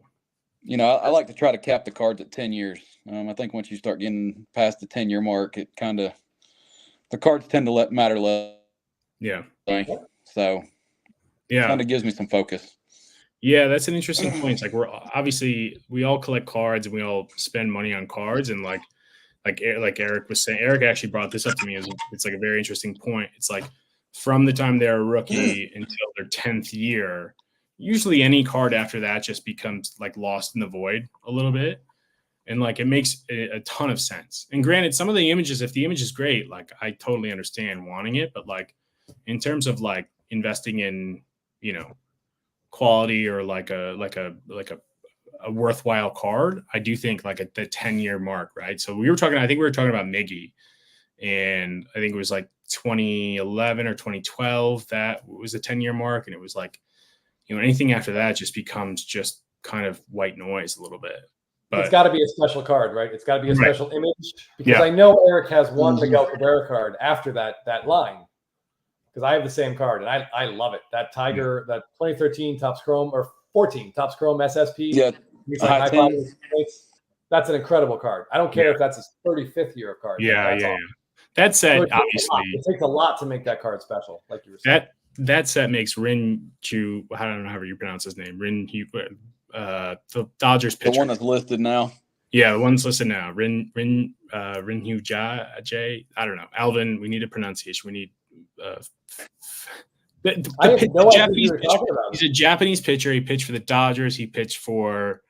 But he just signed with the Japanese Baseball League again. Rin, RHYN. Rin Hyunjin Ryu. The guy that he was in Toronto for a lot of the time as well. Yes. Sorry. I'm sorry. I don't know how to pronounce his name. It's difficult. I've been still trying to learn Shota Imanaga. I'm still trying to learn Shota Imanaga. Like, yes, he's not Japanese. He's Korean. You're racist piece of shit.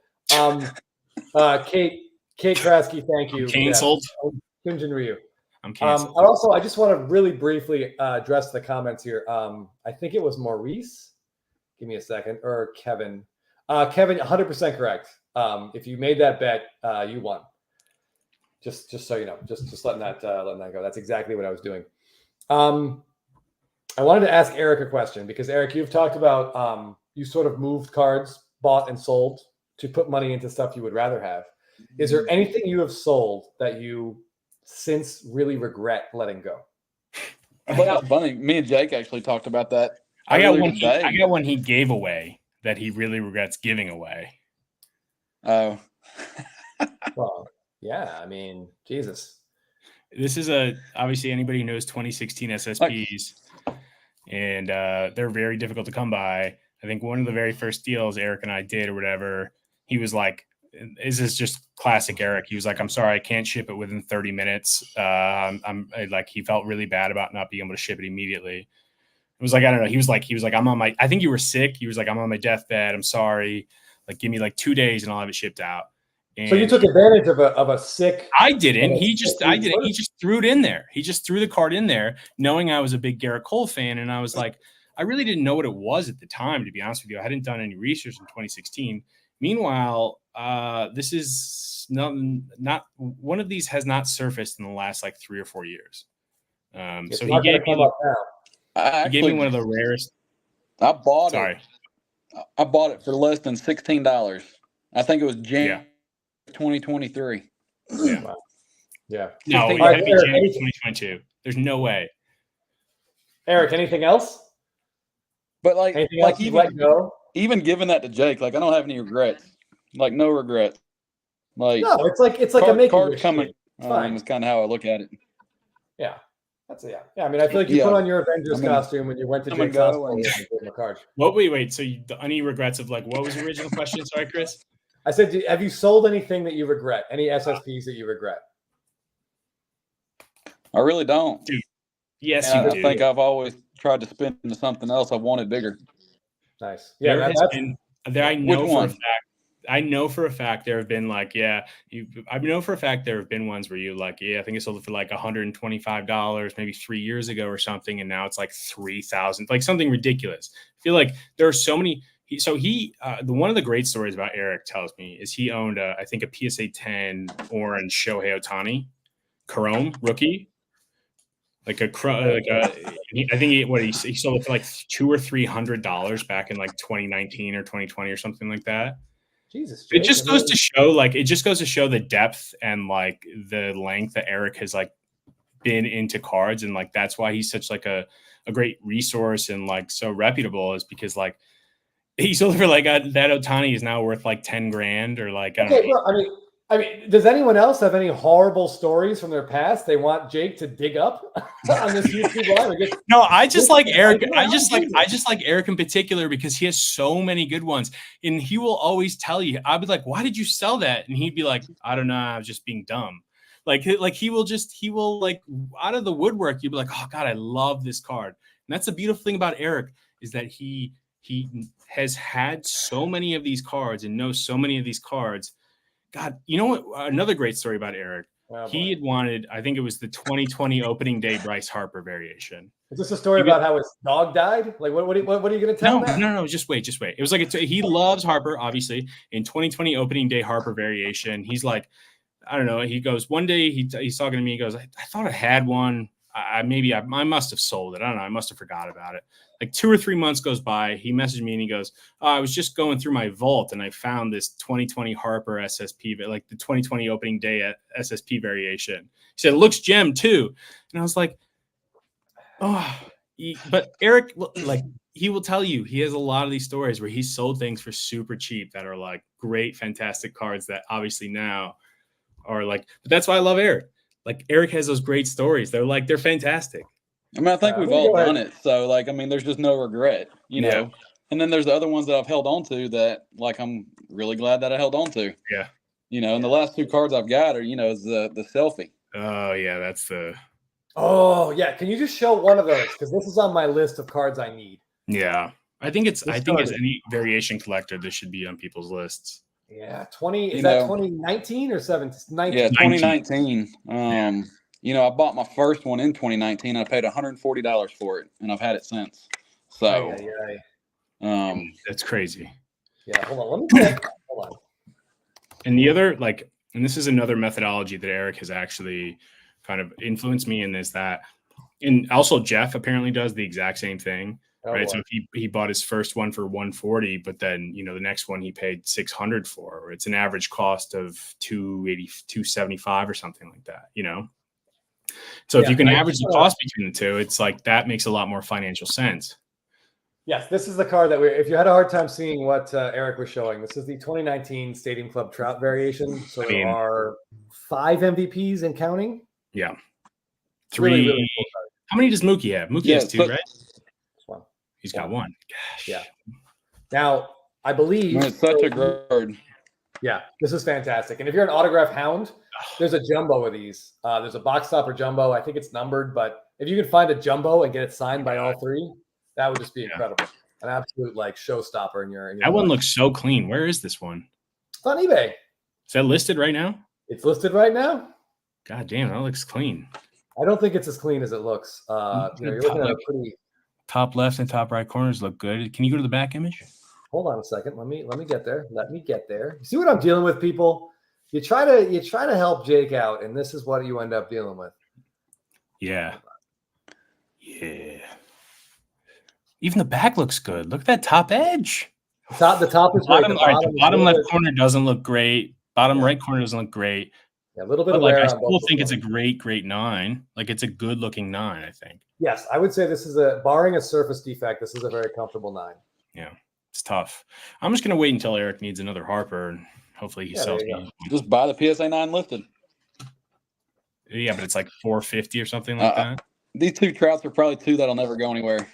Yeah, those are awesome. I'm crazy. Yeah, these 2 will never go anywhere, Jake. I got one word for you, Eric. All right, so we're gonna wind this down. This has been oh boy, don't come on now. So we're gonna wind this down in a second. But Eric, I want to know show me one card you are hunting for that you cannot find, or tell me and I'll look. You've got it. You've got it. Oh, the Harper, the one that he just showed. Yeah, 2018 PSA 10. Yeah. That's probably the biggest miss. So you have that card, but not in a PSA 10, right? Yeah, I've got 2 9s, but no 10. Man, part of me knows it belongs Jake here, with all your private chats, you would think Jake would have traded you one. And I did offer to him at one point. And he respectfully declined. And but it was I would have declined as well. But like I think about this not daily per se, but it belongs more so in Eric's collection. So I have a 9 of this as well. And it's the 10 belongs in Eric's collection more than it belongs in mine. So I just like. What about Eric? What about the pool holes? What's your pool hole situation with 2018? PSA 9. So, Yeah. but the Harper bugs you more than the pools? Hey, let's. Oh yeah, Chris, let's talk about your duplicates. Yeah. Let's talk about your duplicates, Chris. Well, Jake, I'm going to wait until Cole gets even more injured, and then I'll give you the 10. All right. I want to wait till the value really gets all the way down. I'll look. That's a classic Parsons move. How about we could do this? Could be like futures, right? You know, you sell it for $1 price now with the future anticipation of its value going higher, and then I'm getting trading places vibes here. We deal in orange juice. What are we talking about here? no, this isn't TLC. No, I'm just joking. you just have to add some saved Freddy searches, Jake. Yeah. You know, I've got the 2012 Atomic save. Right. Now I know to add the 2014 Ortiz Chrome to my search. It's So funny. if you're looking for Freddy searches, by the way, Eric, I am desperate for one of those finest Atomic Freddys from 13 or 14. I've never seen them available. They're all numbered to 5. I've never even seen one surface. I don't think there's any graded at PSA. I want one of those so bad. I haven't seen one. The There's an finest Ozuna Atomic. actually up on the thing. Wait, can you show us real quick the 2011 finest Atomic? Yes. Well, no. 2013 and 14. Okay, yeah, the Atomic. So the one that year Ben just posted, or clean cards? Who just posted the Atomic? Neither. he said finest. Ben posted the 2012 Topps Chrome Atomic. I'm talking. So in finest, Yeah. in 2012, 13, and 14, they were numbered to 5. Atomics. Oh, wow. Super rare. So were those the Freeman had 13 flashbacks, Chris? I'm sorry. What? Were those the flashbacks? No, just the regular, straight out of the regular finest. I've never a Bryce Harper 2012 Atomic rookie just sold on PWCC for like $2,500. So it's out of 5, and it's awesome. It actually, That's if it? you guys want, yeah, 20. give me a second. If you guys want to talk about something else, I know we're going along. My chicken No, chunks. no, are trust probably me. getting cold. Like the whole conversation is like I was thinking about the parallels back in those days. Yes. And it's funny. I wanted to ask you guys, like the pink parallel was the one that was numbered to 5 back then, right? So it went red to 25, atomic to camo to 15, atomic to 10, pink to 5. And that seems like it was like anomalistic. It was like completely different from years forward and years back, you know? So like, would you collect a pink to 5? You know what I mean? Like, would you buy the pink? I wouldn't either. No. Like, No. The quick answer is no. Well, hold on. Let me pull this up. So the pink to 5 and the camo to 15, those were only in 2013, as far as I know. Eric, correct me if I'm wrong. I think 2013 was had just some really there was a weird. PSA 10 Freddy that sold recently, I think. there's a Cole too, but it's listed for like 9. Okay. All right. I do want to talk about one sale, which baffled me. That's okay. We can talk about a lot, but that's the Bryce Harper finest atomic rookie. So that's out of 5. The only one I've ever seen. That looks more sapphire than it does atomic. Well, it's the same. Sapphire and atomic is the same design. No. Yes, that's why Bowman's Best got rid of the atomics, because they only want it in sapphire going forward. Those chunks are bigger than the sapphire chunks or the atomic chunks. I don't know what to tell you. This is an atomic card, so we can debate the chunk size. I'm just Kevin Morales nailed this on the head. I want to share this comment while we're looking at this Bryce Harper card. He says this episode is the longest, but in a good way. It reminds me of when you tell your wife or your lady, "I'm just going out for one drink." That's it. look. If you want pure unadulterated card talk, then you've got it. You've got it, folks. This is what we got. Jake's fiance is on Tinder right now. Like, she's not paying any attention. Looking in her Tinder specifically says, please do not be into weird hobbies. Yep. Anyway, so that's the Bryce Harper. Unfortunately, for whatever reason, Freeman does not have a 2012 finest. It's an oversight on their part. Chris, Freddie's 2011 finest is his rookie, correct? Correct. Right. So, what's the atomic is to 10? He doesn't really. There is no atomic that year. Actually, Chris, I want to present a question to you.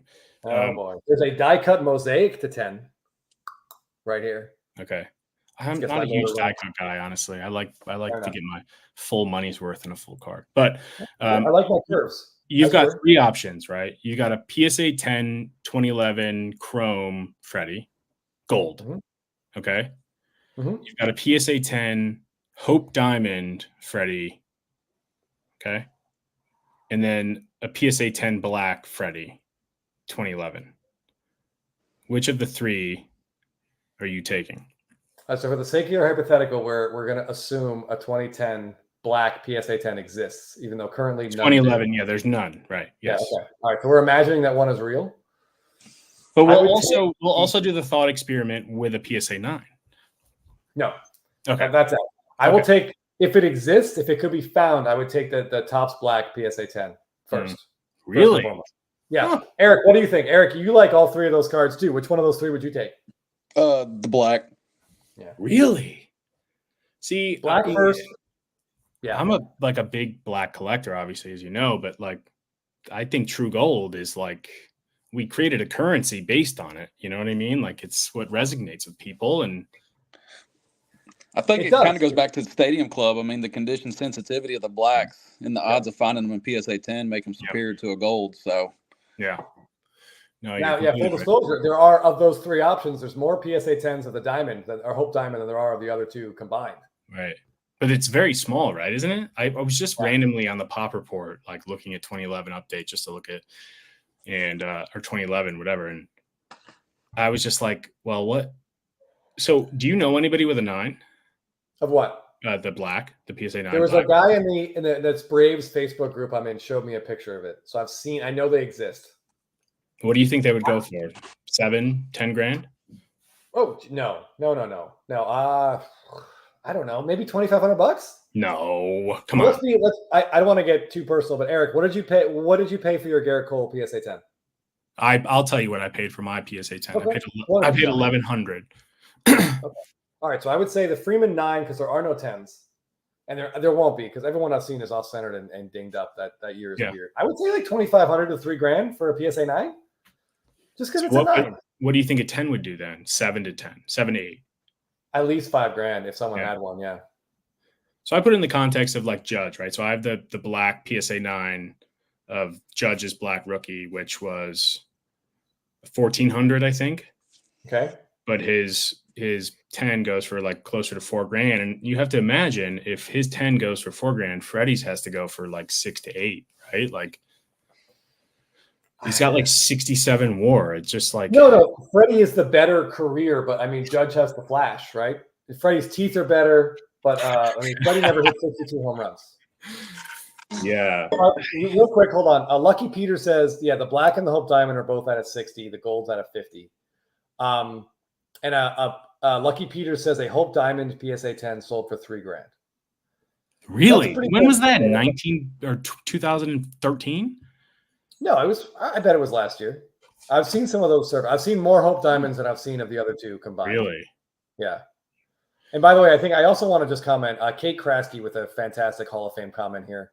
She said, and I quote, "I like to think I'm a nerd, but y'all have upped the game. Thank you for showing me what's possible. This is great."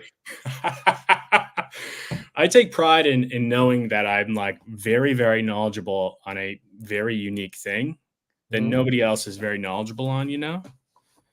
Yep. When I have to remind myself every day when I get out of bed, like, what am I good at? Like, what am I like? If I could, like, if there was like a game show and it was like, all right, tell me like, you know, what you're most knowledgeable at, I would tell them about print runs of SSPs from 2016 to 2022 and how it's drastically impacted Pop Reports and things. It's like Goodwill Hunting, but for sports cards. Life goals. Wow. Yeah. All right, y'all. I got to drop off. I mean, I tell you, that sound you hear is every woman in America just drying up. Look, folks. Eric, thank you very much for joining us, buddy. It's been a pleasure. Yeah, enjoyed it. Let's have a good series against the Dodgers this weekend. Let's yes, sir. We'll see y'all. All right, have a good night. All right, bye. I actually do want to talk about one thing non-card related. I'm going to go to, I don't know if you want to go, but the Yankees are playing the Padres on May 24th, 25th, and 26th. I thought it was Bark at the Park. I was going to bring the dogs. Ooh. Turns out it's not. Bark at the Park would have been so awesome. You would think the stadium being named after Petco would be like, you can let your dogs in, but apparently you can't. So I'm going to go to that game, and I think I'm going to go like solo on some soul searching time. But if you want to go. Wow. I'm waiting for M. Parsons to comment that she's concerned about your mental health again. I feel like we are approaching that time. Well, M. Parsons. No, I just like to do. I need something different. You know what I mean? Like, I hear you. I just like the going to the office every morning gets mundane. Oh wow! Thanks, Cardboard Showcase. Such a great episode tonight, fellas. Appreciate it. I think Tanner Klein's on board. Like the black has the continuity, and that makes it. I mean, obviously, gold refractors do as well, but gold has the most legacy, doesn't it? No, black does. Blacks came in 2003. Gold's out of 50 started in 2009. But like shiny versus not, I think it appeals to people. People like shiny. It's easier to explain golds than it is to explain black borders. Yes, but I think that in terms of the hardcore people like us, people who are still in this chat. I think it's the hardcore versus like the people that are like initial investors or something. Like I feel like so recently I think like a PSA 6 Steph Curry black to 55 came up for sale and it went fairly unnoticed. But when his chrome gold refractor comes up to 50, like people go bonkers, right? It's like what everybody knows about. If anybody who has any sort of knowledge in the hobby, like, I think that the gold refractor is like their big. Yeah, it's, like, it's easy to explain, right? It's gold. It's good. Right. Gold is good. Very easy to explain. I get it. I could go. As someone who has the only PSA 10 Freddie Freeman gold, like I love it. But I would, if someone had that's the black 10, I think I'd make the swap. What would it take for you? Like, what trade would you take for that Freddie gold? Like, what other Freddie card would I have to offer you? You don't have it, so it doesn't matter. His Bowman first red. Oh, of course. Yeah, I mean, that's just, obviously. Bowman first gold's worth more. Yeah, I know it's worth more, but like sentimentally, you bought that card raw, you graded it, the experience of it gemming, I will forever remember. Jay, there can be no sentimentality in sports cards, But yes, obviously, I am partial to. How are you going to say that? You're the one who make emotional statements of every single post you could. If there's a card you could physically love, we should go back and read the Chris's comments because. All right, obviously, what I just said is bullshit. I felt it when it came out of my mouth. Yes, I mean the reveal of that card being a PSA 10 was a special moment. You can see it live, like you can see my face. Like I went through something right there. That was a special. I've never seen it. I want that feeling. I'm chasing that feeling, and I've gotten it. Like I don't think I've ever come that like that, but like with your best friend and doing what you love, and like that happens. Like man, there's no better feeling. Like well, dude. I mean, pulling that Griffey card was our moment. Yes. Okay. That was like. Euphoric. Yes, you're entirely right. But it was like, okay, we could talk about this. These people have heard a ton about it, but all right. But I just want to say, Jake, thank you for joining us tonight. This has been a really fun SSP and just general card conversation. I've had a really great time. I hope you can find maybe someone in the chat tonight has seen that the Yadier Molina or the Joey Votto card. Yeah. I hope so. Someone mentioned the 2019 Molina as being his best image, and I agree. I've seen it. It's a close-up. It's a really cool card. Yeah. But yeah, I would like to help you finish this set. So let's all keep our eyes peeled. If we see those two cards, please message them to Short Train Day. Or buy them and then just rake him over the coals. Like I'd take that too. Do that too. Honestly, that would be the smart business thing to do is to just every penny out of him. Drag me. I just want to thank Slabbin immensely. Like I want to thank Chris, obviously, Jeff. Guys, give me this platform to talk about what I love. Like, I enjoy nothing more. And like, it's so funny, we could literally probably keep talking for 4 more hours. And every time Chris and I do get together, we will just talk until and I know that the folks watching here feel the same way. And that's why you're watching is because you just like nerding out on this stuff. So I love it. Thank you again, Chris. I appreciate it. And no, there's nothing like a good Thursday nerd out. Yeah. Like, I get it all out of my system, and I think my wife enjoys Fridays more than any other day because it's the day I talk about cards the least. Well, you know what we do need to talk about, not now, obviously, is our next rip. And I think it's going to come June, and I think it's got to be 2024 Chrome because I think those cards are going to look sick. I'm excited to see who's in that checklist. I want to see how many Jacksons are going to be in the product. It should be fun. It should be really fun. Yeah. All right. Well, anyways. Yes. Cheers. Anyone who stuck it out tonight, thank you for joining us. This has been fantastic. Legendary. I think it's a new record long Blabbin, by the way. Oh, absolutely. Jeff's kid had Jeff's son, I shouldn't say child. Jeff's son had a Little League game, so he was out tonight. He and I will be back in the next couple of days for sort of an impromptu Blabbin. He really wants to talk about Trout because he is. This one hit him hard. Like Jeff loves Mike Trout, not just for like card values, but Jeff loves Mike Trout. Yeah. And this one really this hurt him. God, that card is so cool with the dog. Look at the puppy. Look at the puppy. Look at Trout. He loves puppies. How could the world do him so bad? I know. It's not fair. It's absolutely not fair. It really isn't. I mean, Trout's the one guy that even whatever your team is, you still root for Trout because you know his team won't beat your team. Of course. When I watch him hit that opening day mash, I like almost lost it. Yeah. And anyways. Matt, Jorge, Bazooka Town, Cardboard Showcase, Canadians of the Hobby. Thank you guys all for joining us. Tanner, thanks for joining us. Matt, appreciate it. Kate, thanks for joining us. M. Parsons, thanks for sticking it out. M. Parsons, no thank you, because no thank you. Right. All right. Have a great night, everybody. Enjoy your weekend. As our good friend from Canada would say, please call your parents. Check in with them this weekend, see how they're doing. They'll definitely appreciate it. Will do. All right, Chris. Yep. Cheers, buddy.